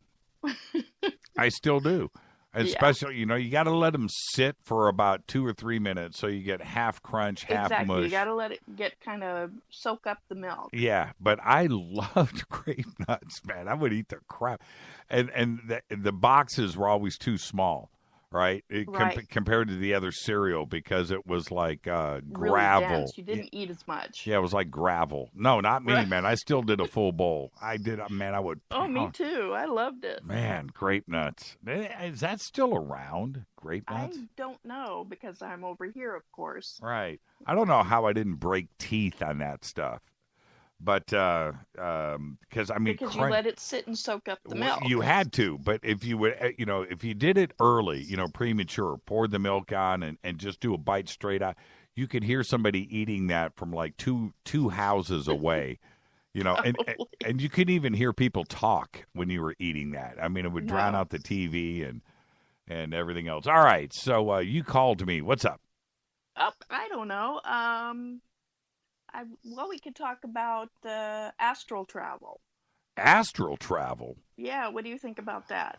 Well, I think... Have you had any experiences with it? Well, no.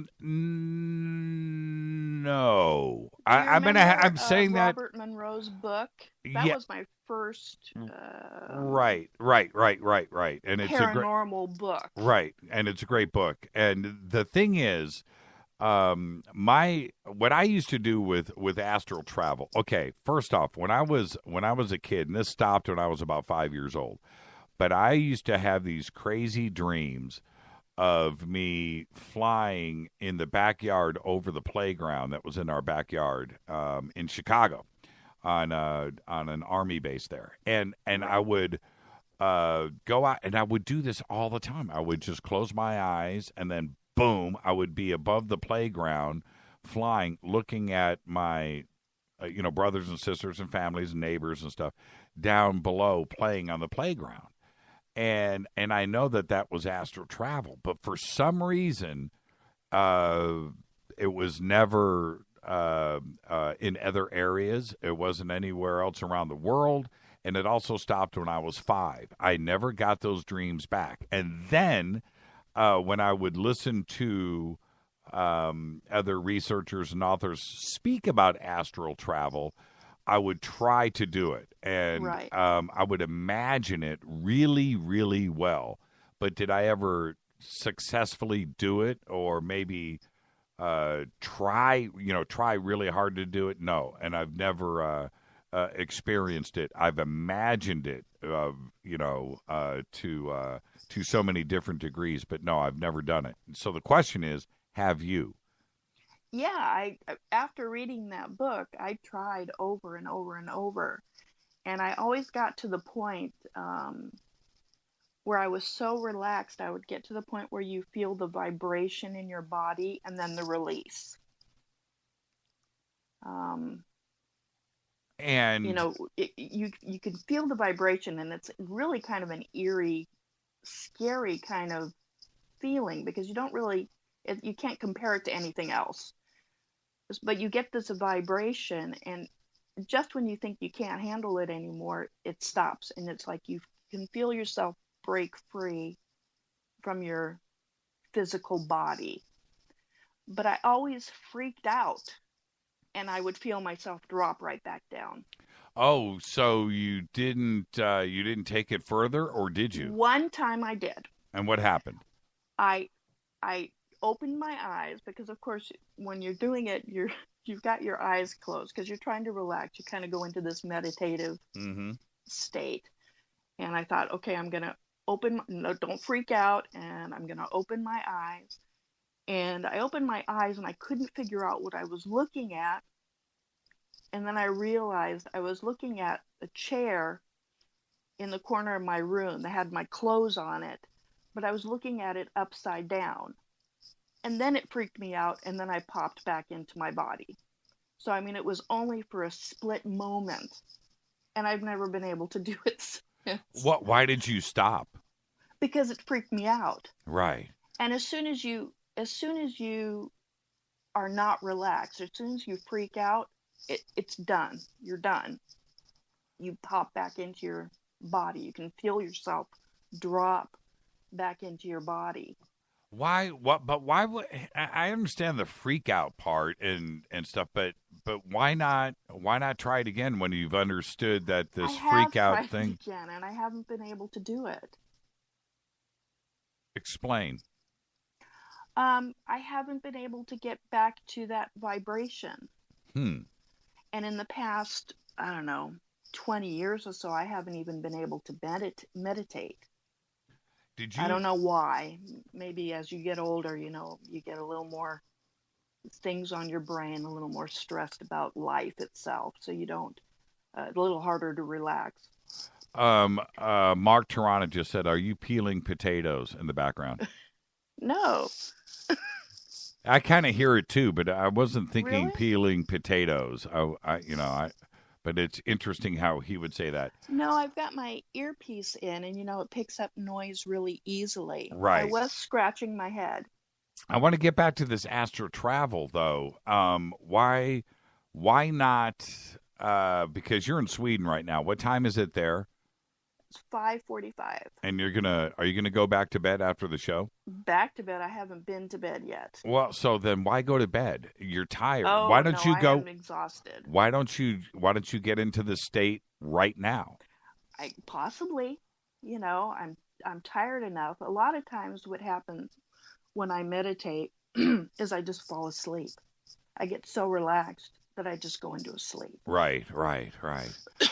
Well, I think it's interesting. Maybe I should go. I mean, I have enough friends that do this and get some consulting going on and see if it's possible. What I'm always nervous about is that hypnotic state and revealing things or saying something, or I have a fear of that. I have a paranoia about that. Like you're going to say something? Yeah. So, but to that end, being able to do that, turning out the lights, getting into the right mindset and doing it, and taking off, I think is something that is really cool. I would like to try it. Yeah, I mean, it would be nice if I could get back to doing that again. Yeah, because there's something about the joy that I felt when I was a kid when this would happen to me. There was a frustration, though. I remember so many times trying to catch people's attention on the ground, right? I mean, this was vivid and real, and I couldn't get anybody to look up.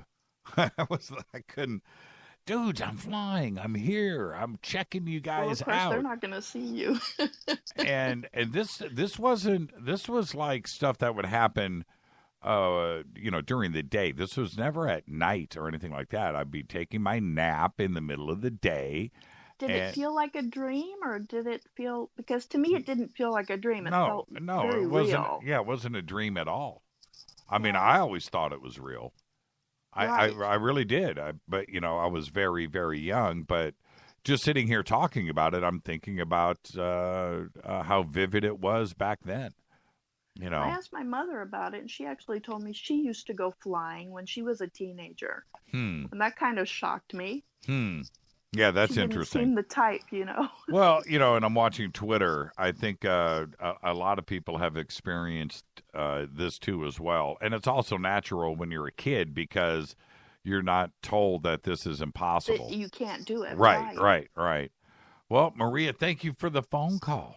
All right? Well, thank you. And behave and be well, and we'll see you on Monday. We've got a great week lined up next week. So terrific. We'll see you Monday on the show. All right. I'll talk to you. Bye. Here we go. K28. I haven't talked to you in a month of Sundays. How are you? I'm fine. How are you doing, Jimmy? I'm doing good, man. Everything well in your world? Oh, yeah, it is. It has been a while. So what's on your mind? Well, since I'm the one that brought up the cartoons and the cereal, I thought I should at least talk about it. So. Sure. I'll ask the obvious question. What was your favorite cartoon on Saturday mornings? Clutch Cargo. Oh yeah, definitely. You remember that? Of course. Where the only thing moving was the lips. Remember that? Yeah. And so funny. What was so weird about that cartoon, because it wasn't a cartoon, right? It was still images. Right. And the only thing that was there that was moving were the real human lips that were superimposed. But it was mesmerizing. I would sit and watch that.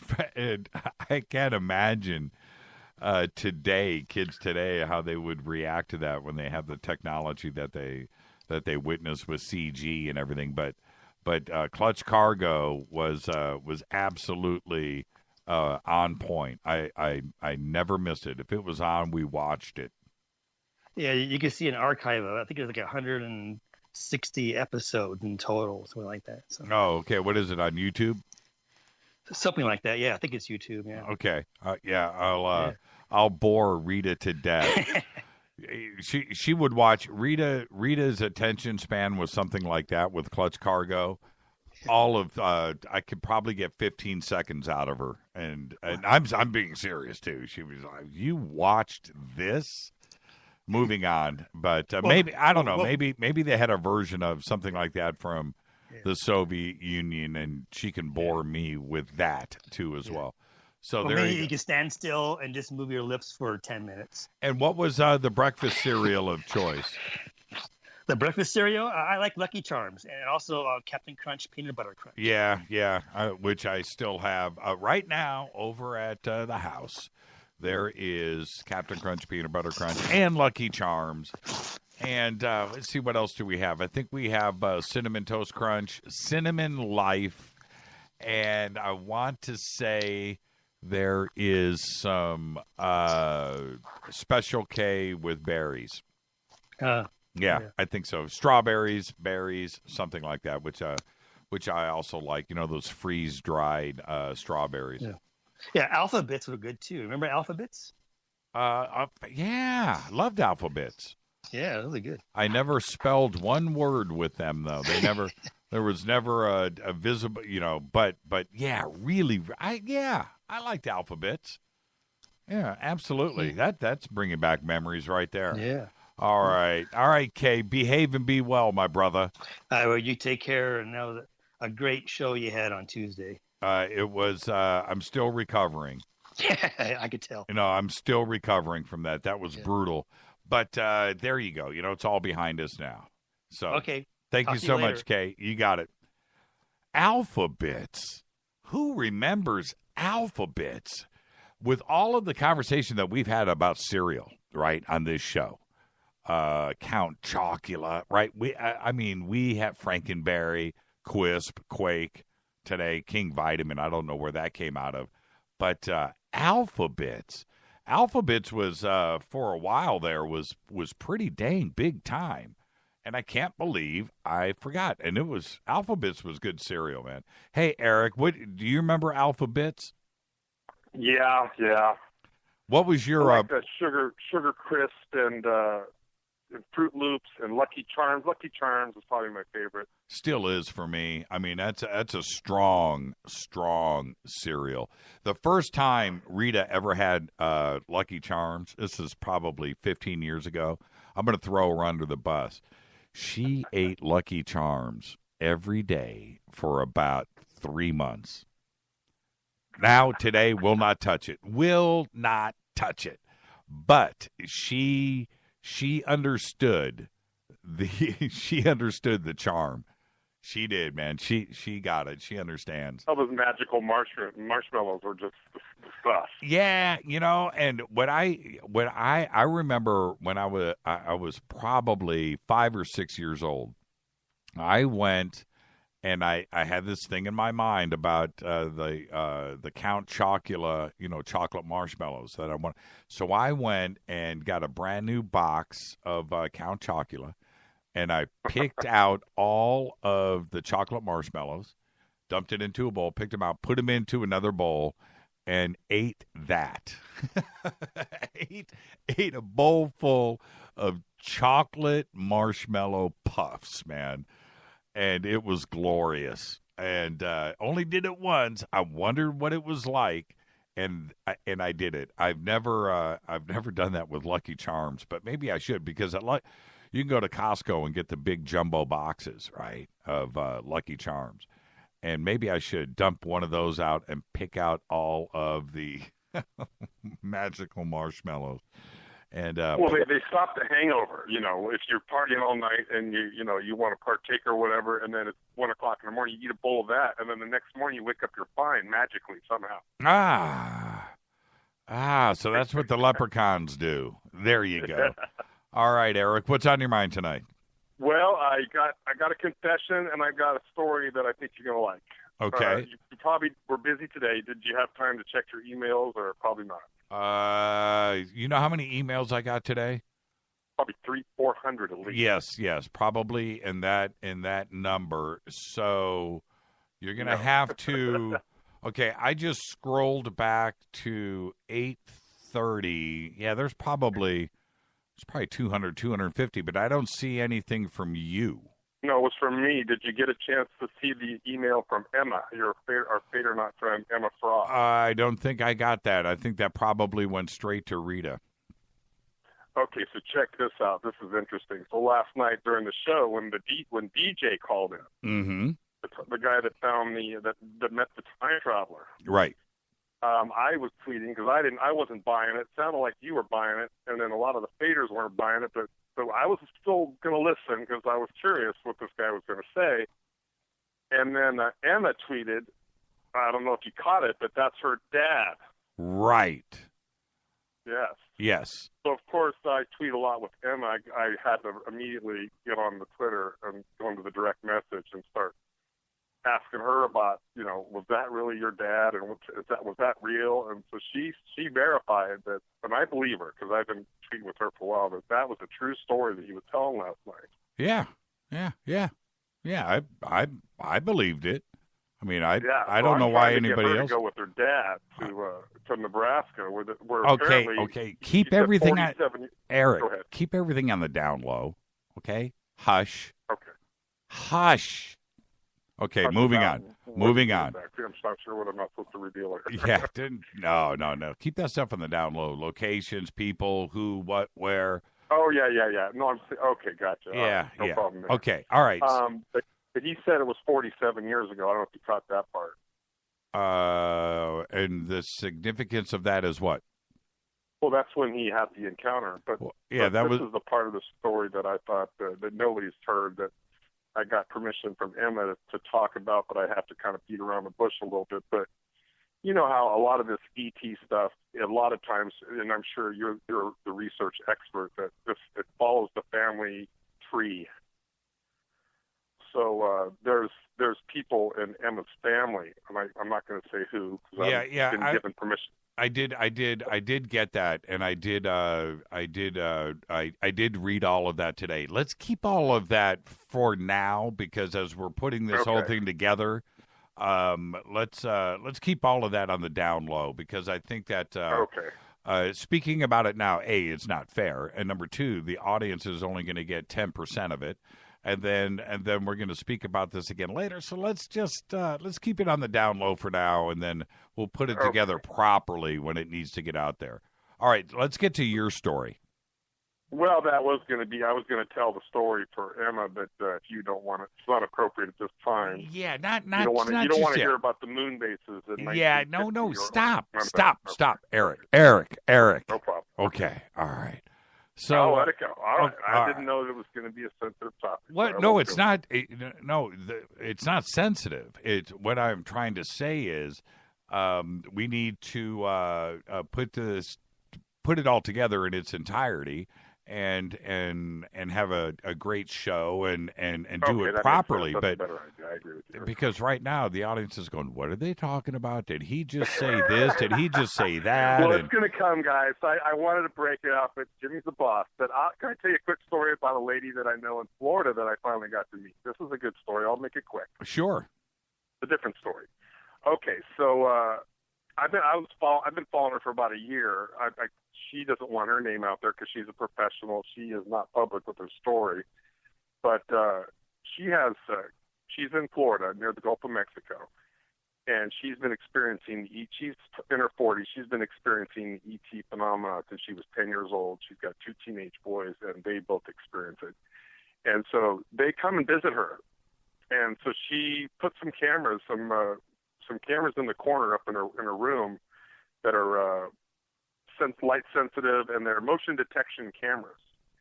So she says that she's also got an implant. She sent me pictures of her shoulder. She's got this mark on her shoulder, and she says that whenever they're coming, she knows they're coming because her shoulder starts to itch and vibrate.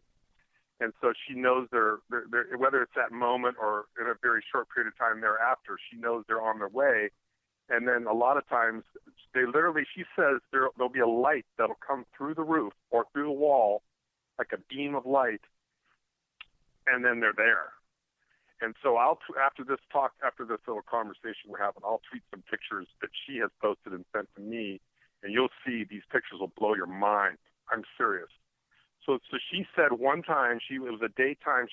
I'll just tell this story, and then I'll get off the phone. She was a daytime experience. She was taking a nap. It was about 3:00 in the afternoon. She woke up, and the closet door was open in her bedroom, and she looked in the closet, and she saw a gray.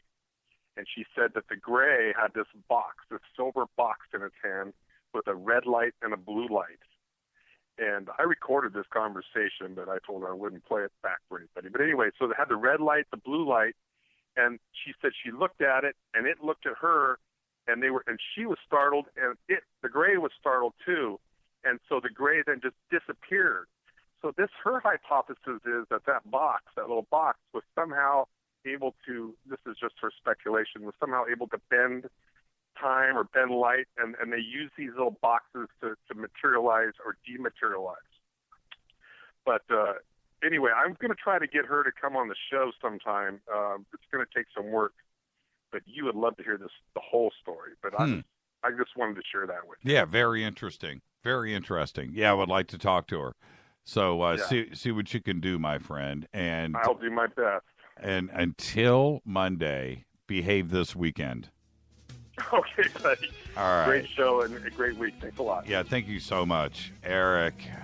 Awakening Man. This is Fade to Black, 323-825-5045. More of your phone calls next.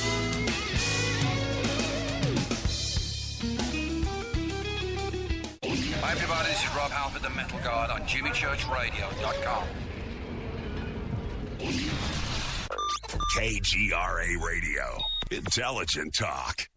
So, you love talk radio? Then you'll love TalkStreamLive.com. TalkStream Live is always on, 24/7 with the best streaming talk shows. Find your favorite talkers and discover some new ones. It's free, readily available online or on any smartphone or tablet. Finding your favorite talk shows all in one place has gotten a whole lot easier. Just go to TalkStreamLive.com. Be sure to download the free apps from Google Play or the iTunes App Store. So, you love talk radio? Then you'll love TalkStreamLive.com. TalkStream Live is always on, 24/7 with the best streaming talk shows. Find your favorite talkers and discover some new ones. It's free, readily available online or on any smartphone or tablet. Finding your favorite talk shows all in one place has gotten a whole lot easier. Just go to TalkStreamLive.com. Be sure to download the free apps from Google Play or the iTunes App Store. If your home has hard water, then it's likely that limescale is clogging your pipes, damaging your appliances, costing you hundreds of dollars each year. You can eliminate limescale in the entire house with HydroCare products available at Wave Home Solutions. Easy and efficient with no maintenance, no salts, no chemicals, and no coils. And you can buy with confidence from Wave Home Solutions. Performance guaranteed. Just go to bestwater411.com. That's bestwater411.com. Did you know that when you're on the road with limited data or Wi-Fi available, you can still listen to every minute of Fade to Black by just calling 605-562-4482. No smartphone, app, or internet needed. It saves your data plan and no extra cost if you have unlimited minutes. Just call 605-562-4482. You can listen to me, Jimmy Church, on any phone, anytime, anywhere. Go Beckley Tappy.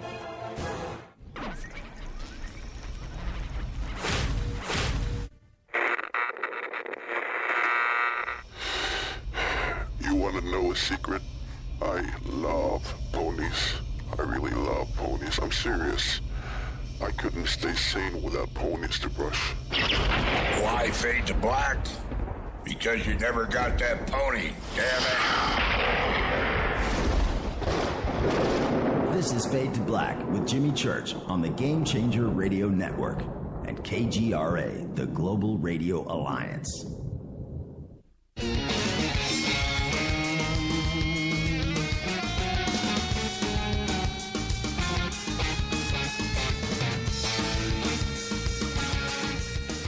Welcome back, Fade to Black.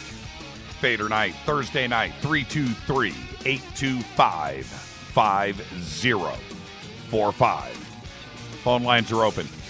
And now, I don't know how we got on this breakfast cereal kick, but I'm looking over in Twitter, and Barrett just posted honeycombs, right? And the thing is that, and I remember the original honeycombs were covered in this gooey thing, like, and they were shiny, right? And, and you know, some kind of wacky honey sugar filled coating on the outside. And then, and they were amazing.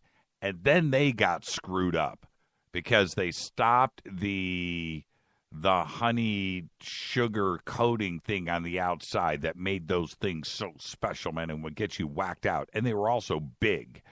And, wow, just crazy good cereal. Then they changed it. They took that coating off, and they made the honeycombs smaller. Still kind of had that taste, but it wasn't the original, man. The original from the 60s was all of that cereal from the 60s was pure sugar, pure enjoyment, awesome. All of those breakfast cereals were done to amazing taste, creativity, and the chefs and the cooks and the creators, the inventors of these things made sure that they were absolutely cool, and they didn't have any regulations and things that were later just came raining down on the cereal industry. And you couldn't use the word sugar. You remember that? Sugar Smacks. And they changed it to Smacks, what was the corn pops? It was sugar corn pops, right? Everything had the word sugar in it. And it was real sugar, and it was really good, and it was really amazing. And those days just ended. But what a magical era that was when they used real, absolutely 100% authentic, real food colorings. Purple and green and blue. Oh, man, those were the days. All right, where am I? A space observatory, 323-825-5045. If you're on hold, stay right there. A space observatory has detected X-rays coming from Pluto. That's right. Story was released today. Despite the fact that scientists believe that the dwarf planet is incapable of producing high-energy photons. The X-rays were detected by NASA's Chandra X-ray Observatory on 4 separate occasions as it flew by Pluto between February 2014 and August of this year, 2015. Now, X-rays are usually produced by the interaction of solar wind, the flow of charged particles from the sun, and the neutral gas atoms around a planet or comet. Scientists did not think it was possible for Pluto to produce X-rays because when the New Horizon spacecraft flew by it back in 2015, it found that the dwarf planet had no measurable magnetic field, and its atmosphere is a very tenuous layer of gases. Now, that's the story, but it doesn't change things. 4 different occasions, 4 separate observations. The Chandra X-ray Observatory has now detected X-rays coming out of Pluto. Isn't that nuts? Now, on the same end, this has been talked about now for about a year here on this show, and it is certainly out there. I listened to a physicist who we're trying to get on the show right now, that was booked up through the elections. Now the elections are over, so I think we can get him back on track on coming on the show. But he poo-pooed the EM drive. All right? And I wanted to get him on the show to talk about it and other propulsion systems. Very bright guy. But it seems now, and this release came out today, that experimental propulsion system seems to violate the laws of physics. Okay? And that's what this physicist was concerned with mostly.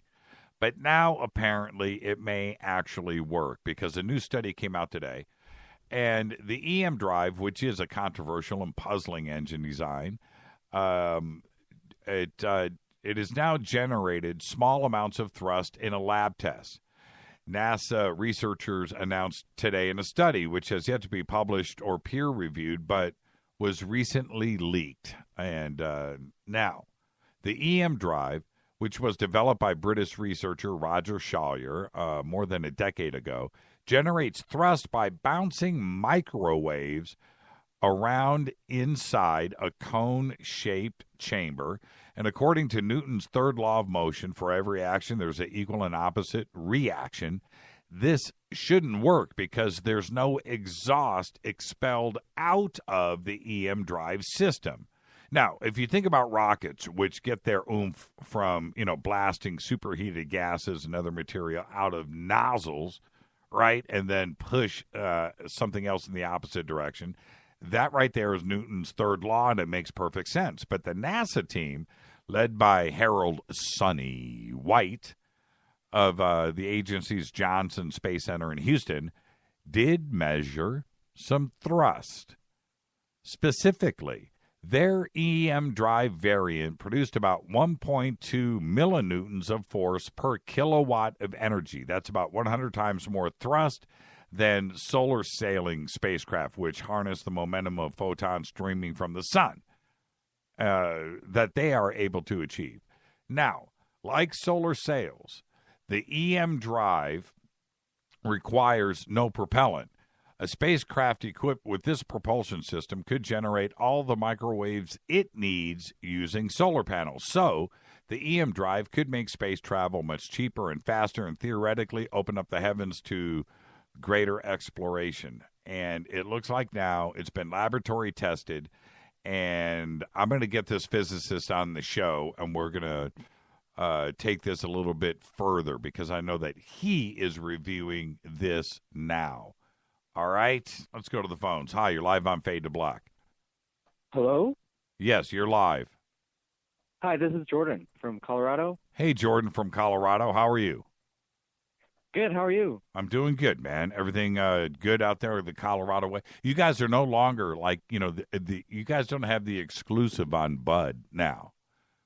That's right. That's right. Yeah, it's kind of good because everybody's going to be moving out here soon. So yeah,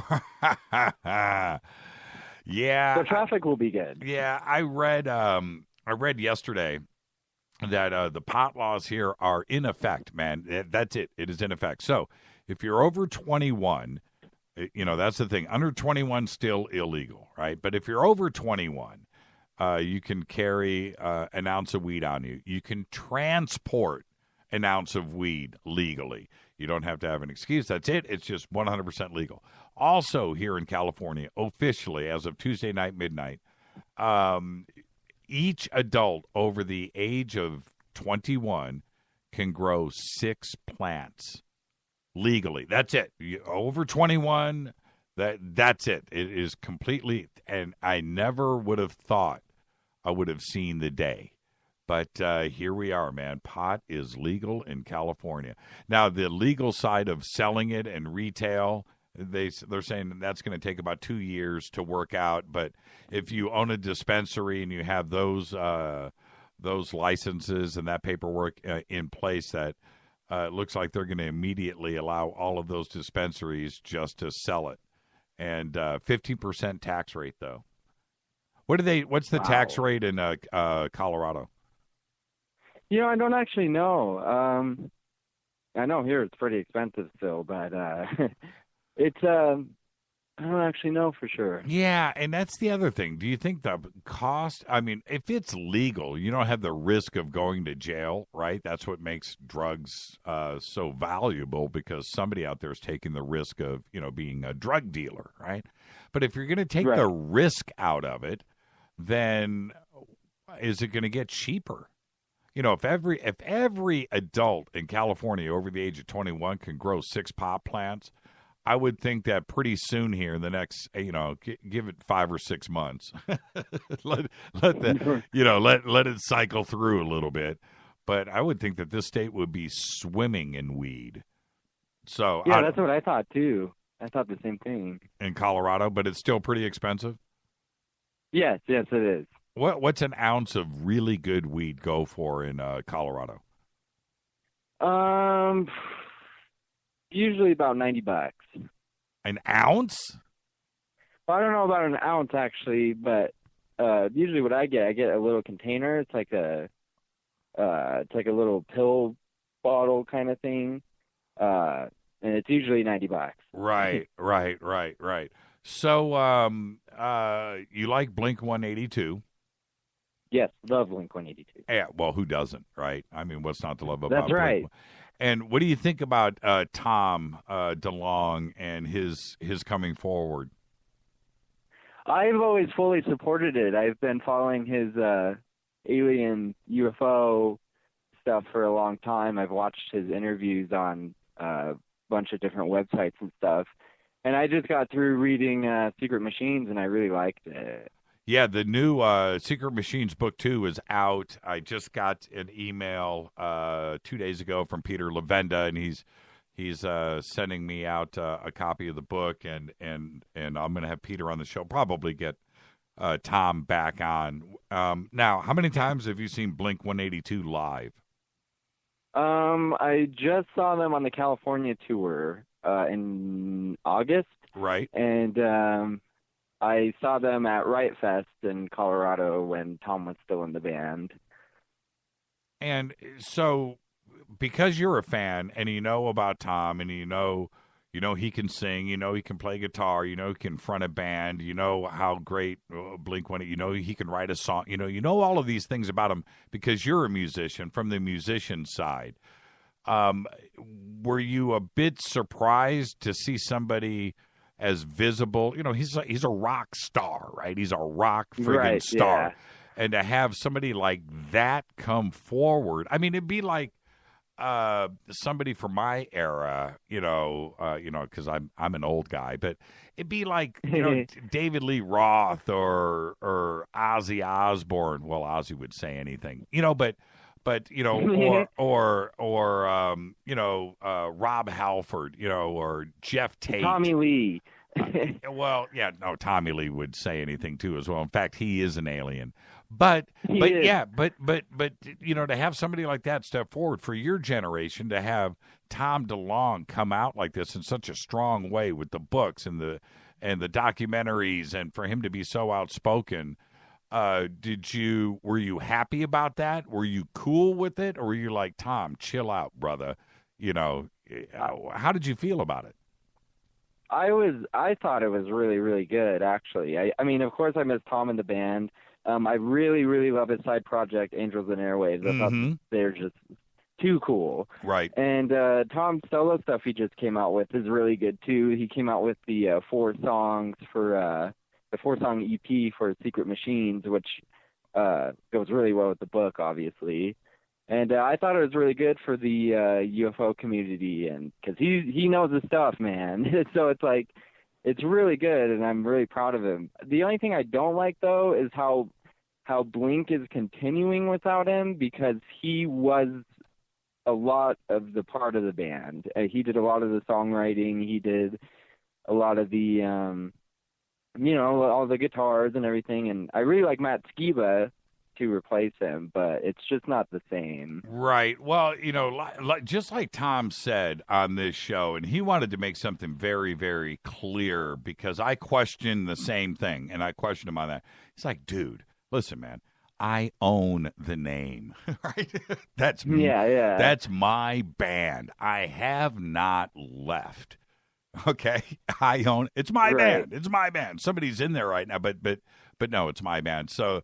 I accepted that, because I think when I asked Tom, and I said, look, dude, straight up, what do you think when the critics out there say that you left your career, you left your band for UFOs, that you gave it all up for this crazy thing? And he goes, dude, I didn't give up anything. I own it.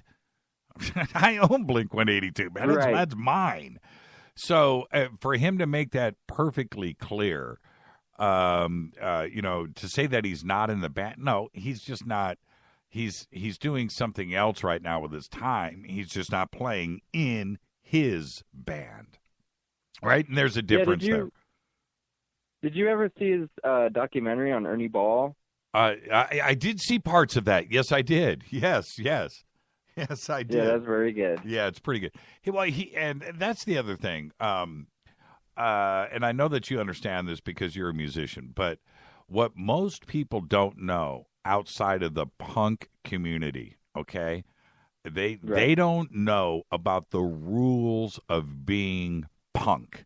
There are rules, man, and one of them is you can't shred. Can't shred. Don't be nope. Can't shred. You can't want to shred.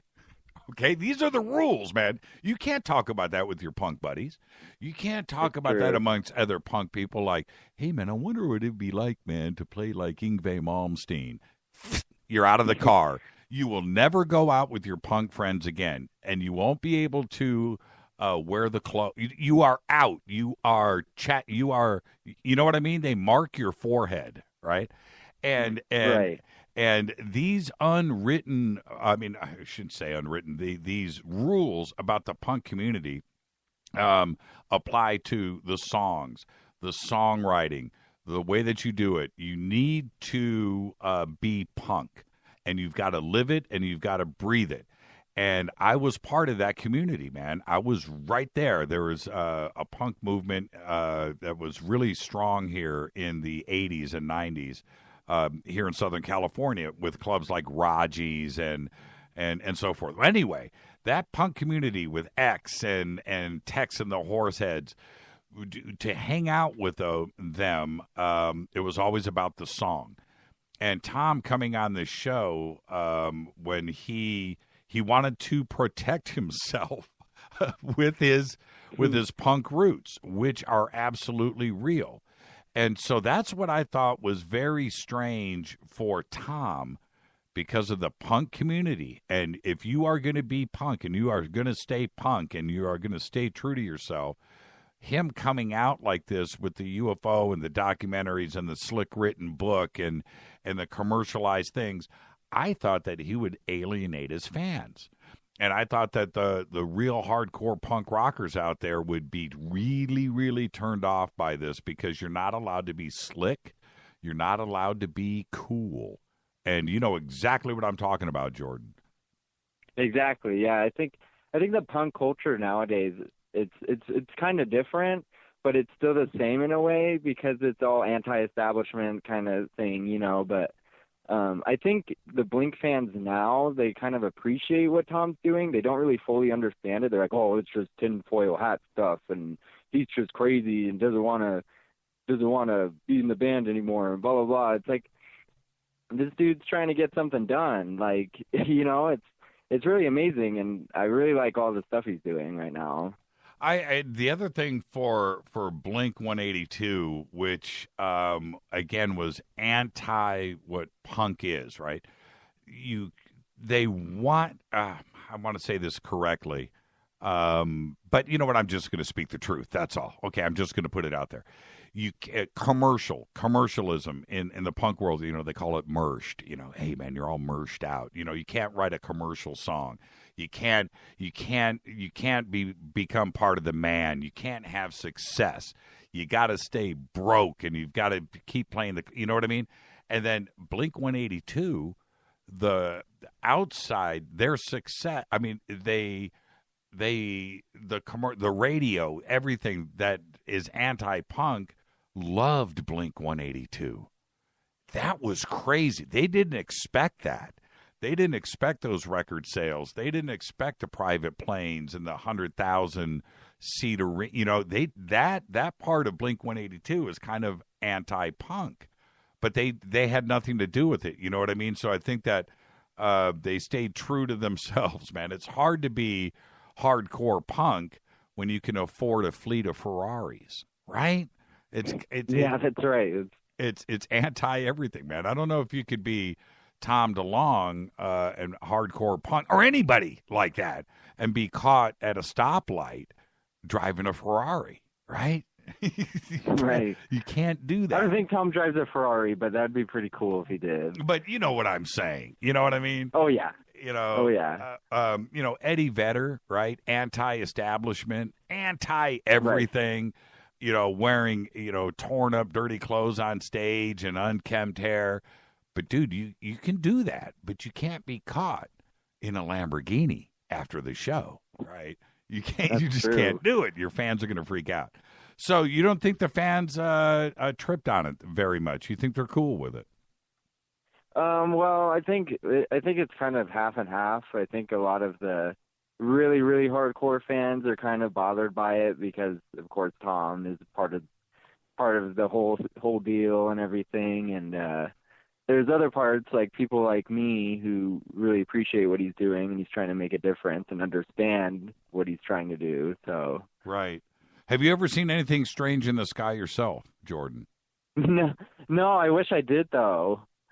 Right. I was just going to ask you, what did you think when DeLonge's email showed up on WikiLeaks? Well, I was mostly worried about him because I didn't know how he would react. I didn't want him to be like, screw this, I'm out, I'm not doing this anymore, right. Get too close to the fire, you know what I mean? Right. But it's good that he came out and said things are actually getting better, because it's really good for him to continue this.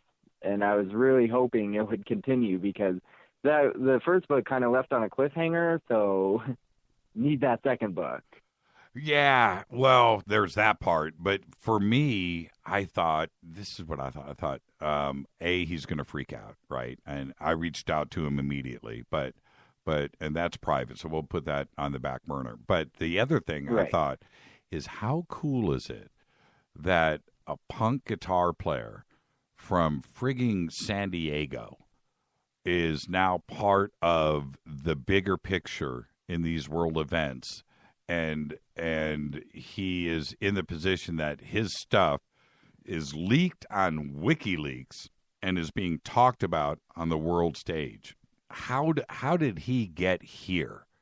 Right? He's just a punk dude. He's a skateboarder from frigging San Diego, right? And now he's in this position. And I was actually happy and proud because it kind of legitimizes his position and the way that people look at him, because these were emails to members of government in Washington that were part of this WikiLeaks thing that was part of the election cycle, and he found himself in the middle of it. And I thought that was a cool thing too as well.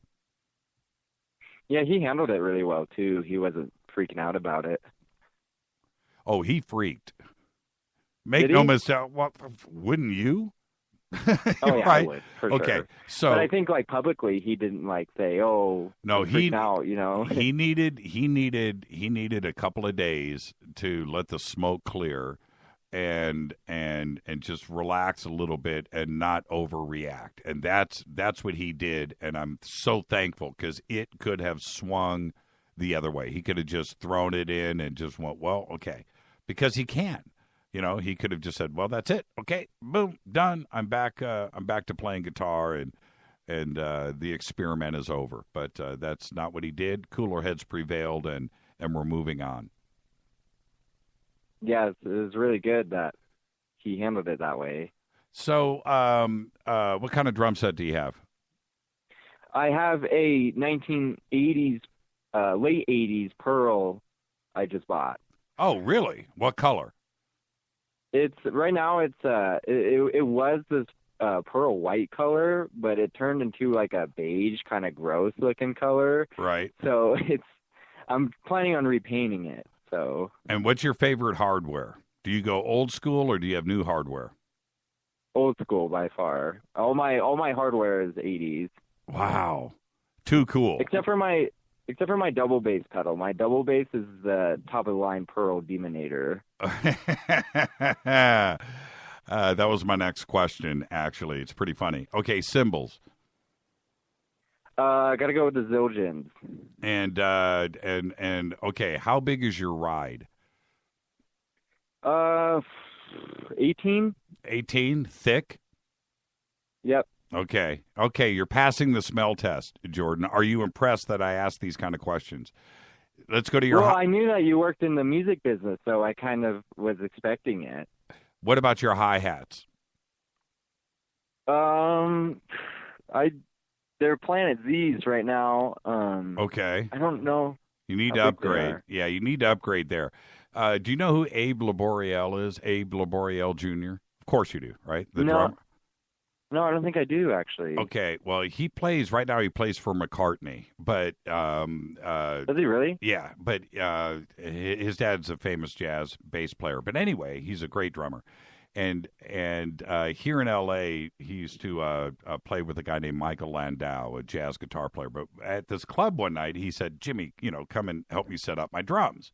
I said, okay. So I'm sitting there with Abe and setting up his drums, and his hi-hats were two 20-inch ride cymbals. What? His hi-hats, big, thick, old, gnarly, 20-pound ride cymbals. And that was his hi-hats.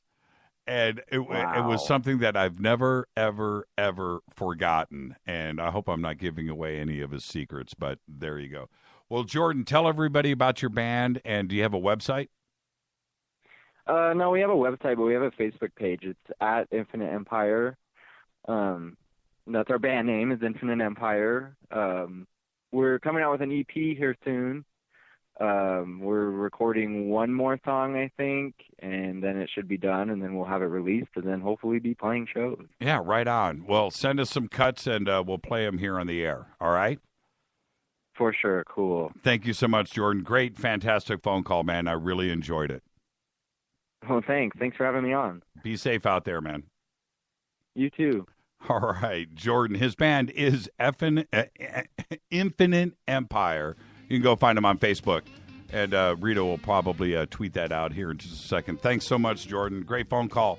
323-825-5045. Opening up the phone lines, 323-825-5045. I'm your host, Jimmy Church. It's Thursday night. It's Fader night. It's all about you. I'll be right back.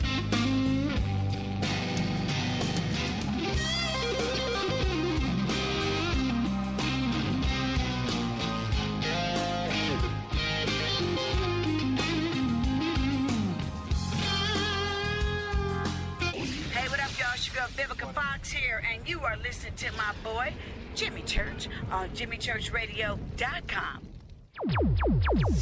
Despite popular opinion, reading a book will not make you smarter, but listening to Jimmy Church will. Does your basement or crawl space have a damp, musty smell? Well, watch out. That's a sign of too much moisture and not enough ventilation. And that can mean increased mold growth and the buildup of harmful toxins and gases. Don't bother with a dehumidifier. It just circulates the same unhealthy air. Now there's a better way to remove these dangers and odors. It's with the computerized Wave Moisture Control Unit that reduces moisture and expels pollutants. We replaced our old dehumidifier with the Wave unit, and in only 3 weeks, our basement is dry and the musty smell is gone. Wave units require no maintenance, no buckets of water or filters, and costs only pennies a day to run. Breathe better, live healthier with an affordable, no-maintenance Wave unit. Call 888-618-WAVE, 888-618-WAVE, or visit mydryhome.com. mydryhome.com. Ride the wave. Wave Home Solutions for a healthy, comfortable home.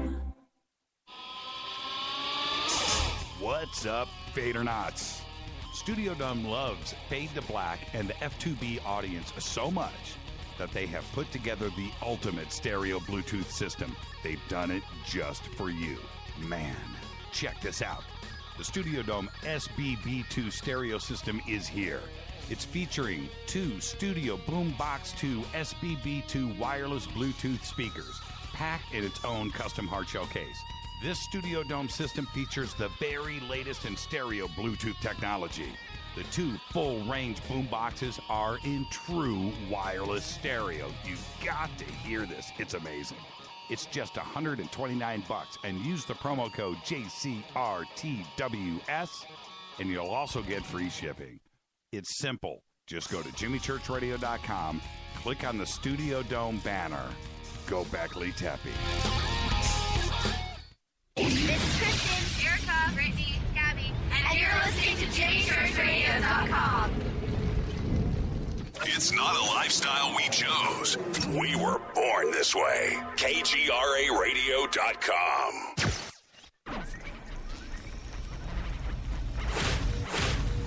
This is KJCR at JimmyChurchRadio.com.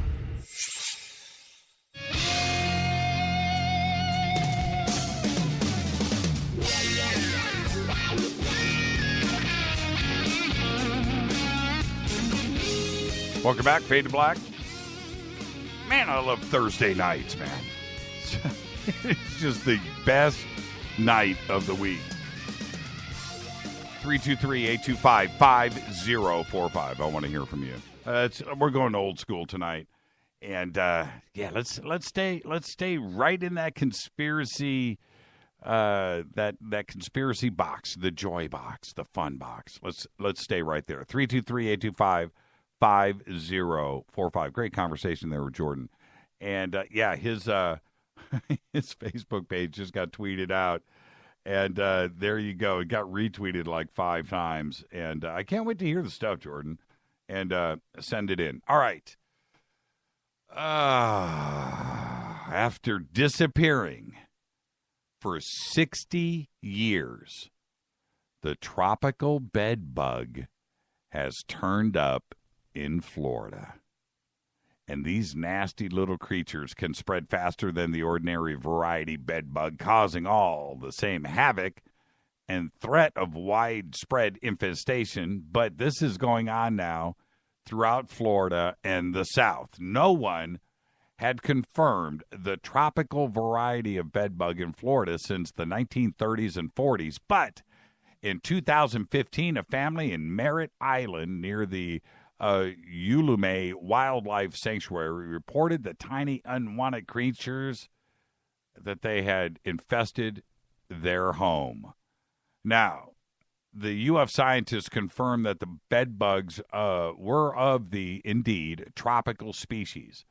But so far, Brevard County has the only confirmed case in Florida. Now, what I am holding off on here is getting into the details, because I got to tell you, it's about as creepy as it gets. And these dudes are frigging nasty. Now, if you want to go and read about the tropical bedbug, you can do it yourself. But after what happened, I remember when, I forget what year it was, but I was in New York, in Manhattan, when it was going through New York, and every hotel and apartment building and everything else and all the mattress. Oh, my God, it was disgusting. And I was totally freaked out. And I thought for sure that I was going to bring this stuff back to L.A. Never did. Never experienced it, but it is just nasty. It's gnarly. So, all right, there you go. All right, where am I? Let's see. Where am I? Man, how did this happen this way? Okay, I've got to fix this because it's messing with my brain. Okay, Australia's Civil Aviation Safety Authority, they're called CASA, by the way, the Civil Aviation Safety Authority, CASA, C-A-S-A, CASA, is investigating something that they probably never thought that they would have to. A sausage-toting drone. Oh, man. Who did... Is that about the nastiest thing ever? Somebody, Mark, just posted a picture of a bed bug. That is nasty, man. That is just nasty. Okay, anyway, distracted. A sausage-toting drone. A video appeared online showing a drone pilot sending his high-tech toy into the parking lot of a Bunnings department store with a very special mission to acquire the said snack. With a long tether and $10 in a baggie, I'm not making this up, the drone was directed to a sausage stand where those diligent workers took the payment and attached the food to the drone. Right? Okay, it's a cool video too, by the way. So the drone is shown flying over parts of the store itself as well as the parking lot. But Australia's regulations prohibit drone flights within 30 meters of vehicles, boats, buildings, or people. Now, that's the law. And the pilot is required to have a line of sight of the aircraft at all times. So it's clear, really, that some rules were broken here. And despite the charming and fun nature of the sausage drone, CASA is determined now to get to the bottom of it. And according to EFTM, which spoke to the drone pilot, the video quickly went viral on Facebook. I saw it myself, viral on Facebook. And the rights to it were sold to a video company for $550. Unfortunately, for dude, who has not yet identified, CASA's fines are typically significantly more than the $550 he made on the video. Can you believe it? Man. All right. Mozilla. Do you use Firefox? I want to get this going right here. Oh, somebody just posted that. That's pretty funny. The drone video. Do you use Firefox? I want to know right now who in our audience uses Mozilla Firefox. Rita does, by the way. That's her browser of choice. Do you use Mozilla Firefox? I want to see it in Twitter really quick. I don't have the chat rooms up. Apparently, I've got some kind of crazy thing going on with one of the software plugins. So I don't, on a couple of other computers here. Happened on 2 different computers. I don't know what it is. So I can't look at that. Now, who uses Mozilla Firefox? Let's see this pop up here. Okay. Bob says, I have. Let's see here. Fran says she uses Firefox. Maria says she uses Firefox. David says he used to, but it used up too much memory. So, okay. Casper Park says he uses Firefox.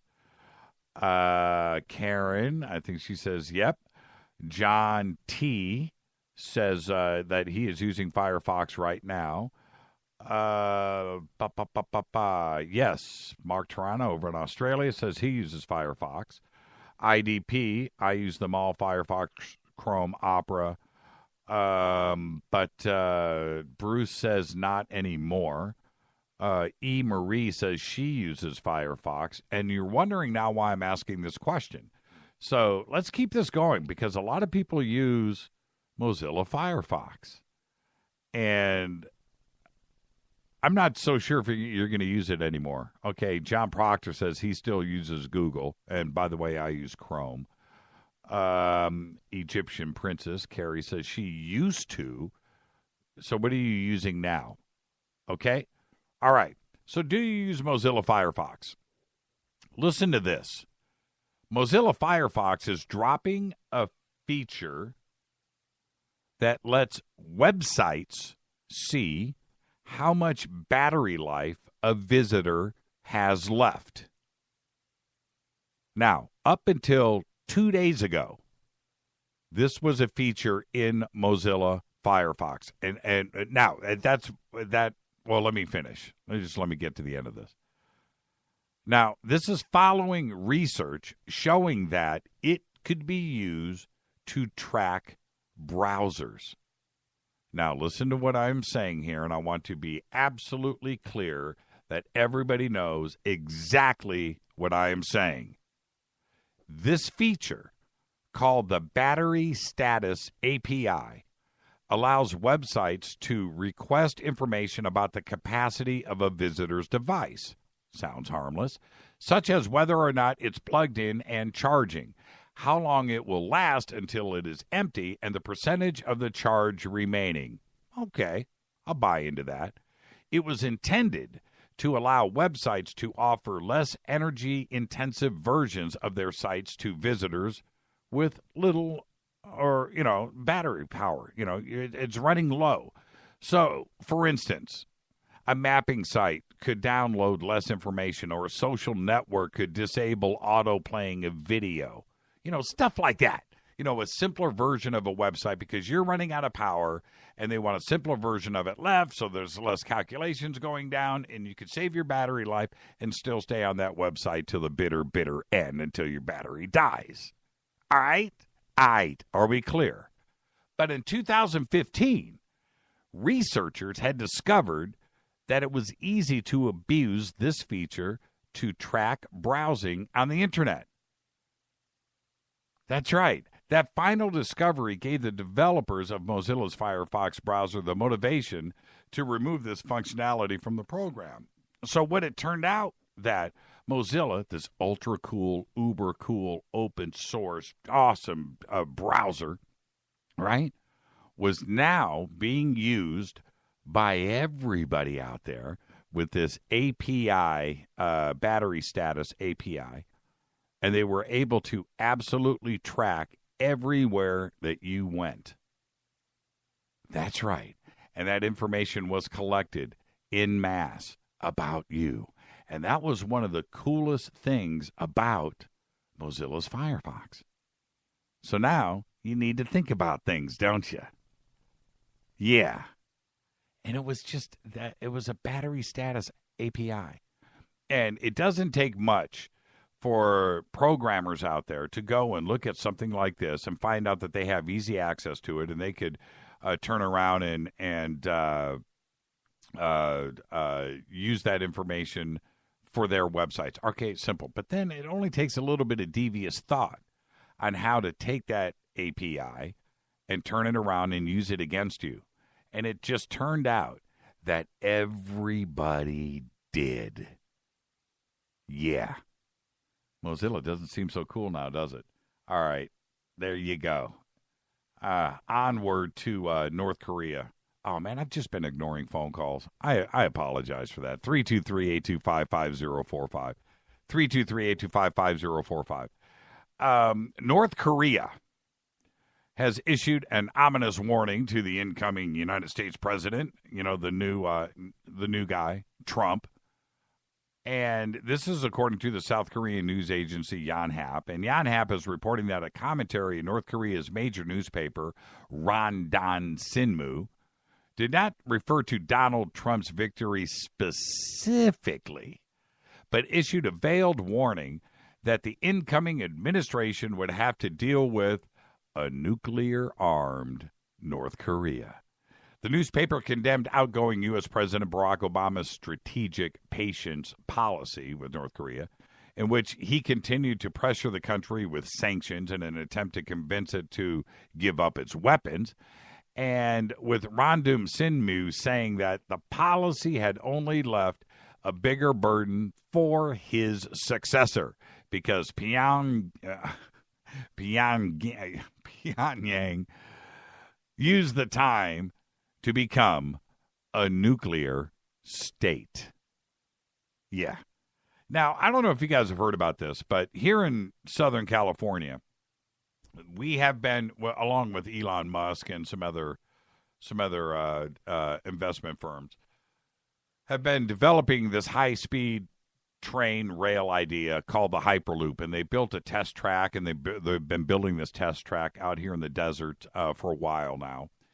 And the Hyperloop is something that everybody is talking about because the trip from L.A. to San Francisco, believe it or not, has never really been figured out. Hasn't been figured out. Still, the easiest way to get between L.A. and San Francisco is to jump in your car, get on the 5 freeway, and spend 5-6 hours on the road and drive to San Francisco.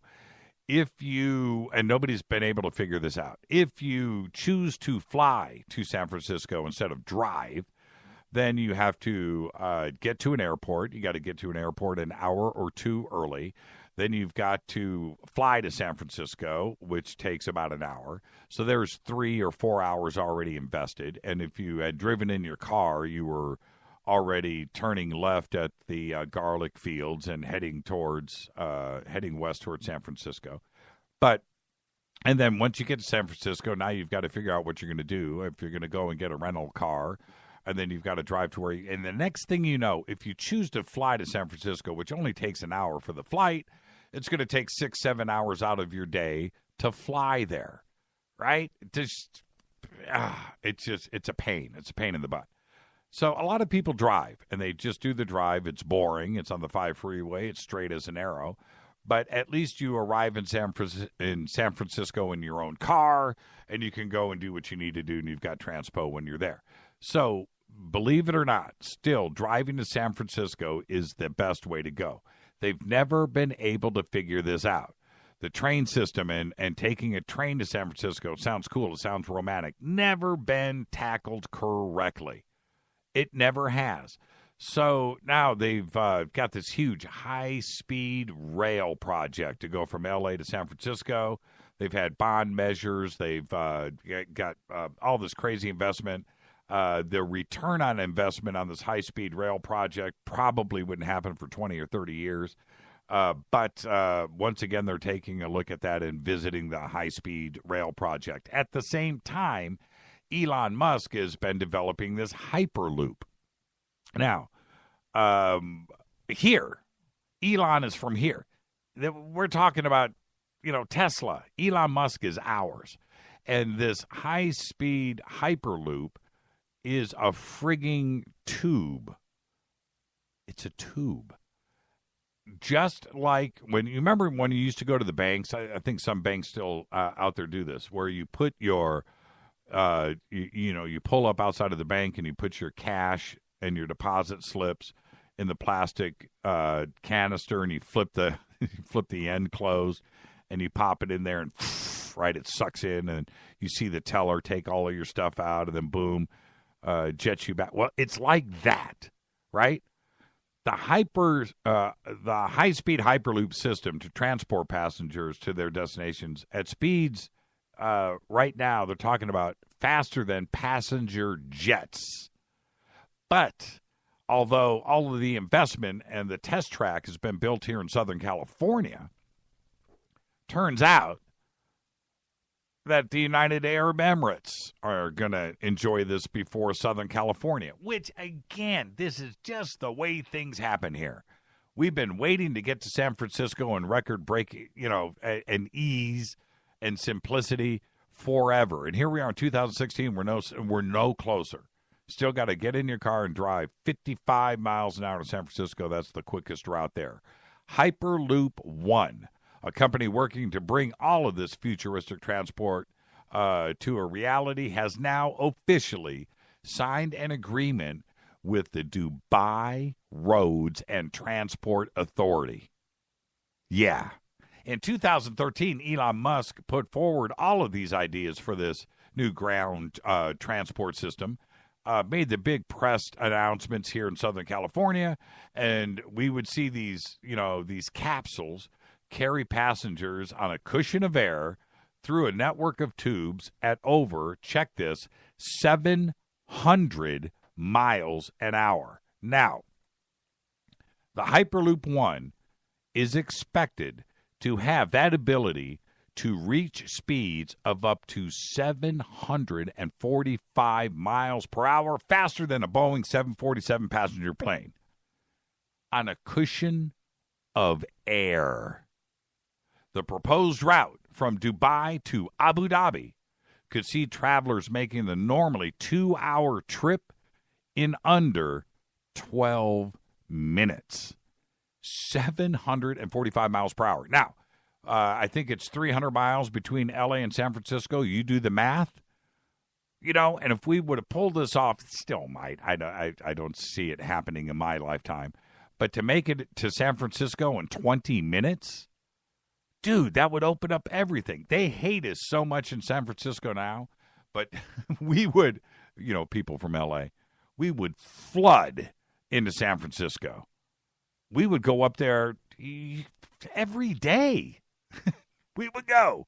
That's probably why they've ixnayed all of this. All right, really quick before I bring in Big Les. Hey, Les, how you doing?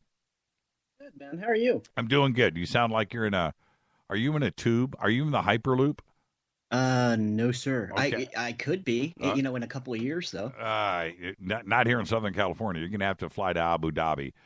But Germany now has created cybersecurity squads, and they've allocated funds for a new spy satellite. Germany is beefing up its cybersecurity capabilities under a new strategy approved this week. Federal services will create a new cyber response force across all German law enforcement agencies. And Berlin has also approved financing for a new spy satellite. Now, this is where it gets crazy. An increased number of sophisticated malware continues to target IT systems in Germany, bypassing current antivirus programs. The number of spam messages with malicious software in their appendix rose by 1,270% in the first half of 2016 compared to last year. And that, right now, traditional antivirus defenses have lost all of their effectiveness. How was that for trippiness there, Les? It's pretty trippy, but, they really need to bring these new quantum systems online then.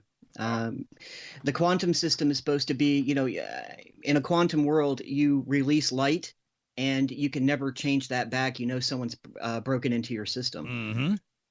So, yeah, they need to work on something. It sounds like they're definitely being targeted. Well, everybody is. Malware today is, and Rita and I were watching a bunch of documentaries before the show on this. Malware today is so bleeping smart and invisible that it's very hard to detect, and the programs themselves are even getting smaller and simpler, and they're just getting tough, man. It's getting tough to find, and even more malicious. But what's crazy is people still click on malware programs in their email, and I don't understand that. I really don't. I was watching this guy from the FBI today, and the head of their cybersecurity division, and he said, look, if I'm in this business and I'm a criminal and I'm sending out 2, 3, 4, 5 million emails a day, right, and only 0.0001 respond back, respond back, I've had a good day. Because it doesn't take any time for me to send out 1 million pieces of email. It just doesn't. And out there, people, as aware as everybody is about it, people still click, right? And I don't get that. That's how Podesta was brought down. And the DNC and Washington was a frigging, I don't know if you know the story, but the emails that Podesta himself clicked on, right? That's how he got. That's how what happened.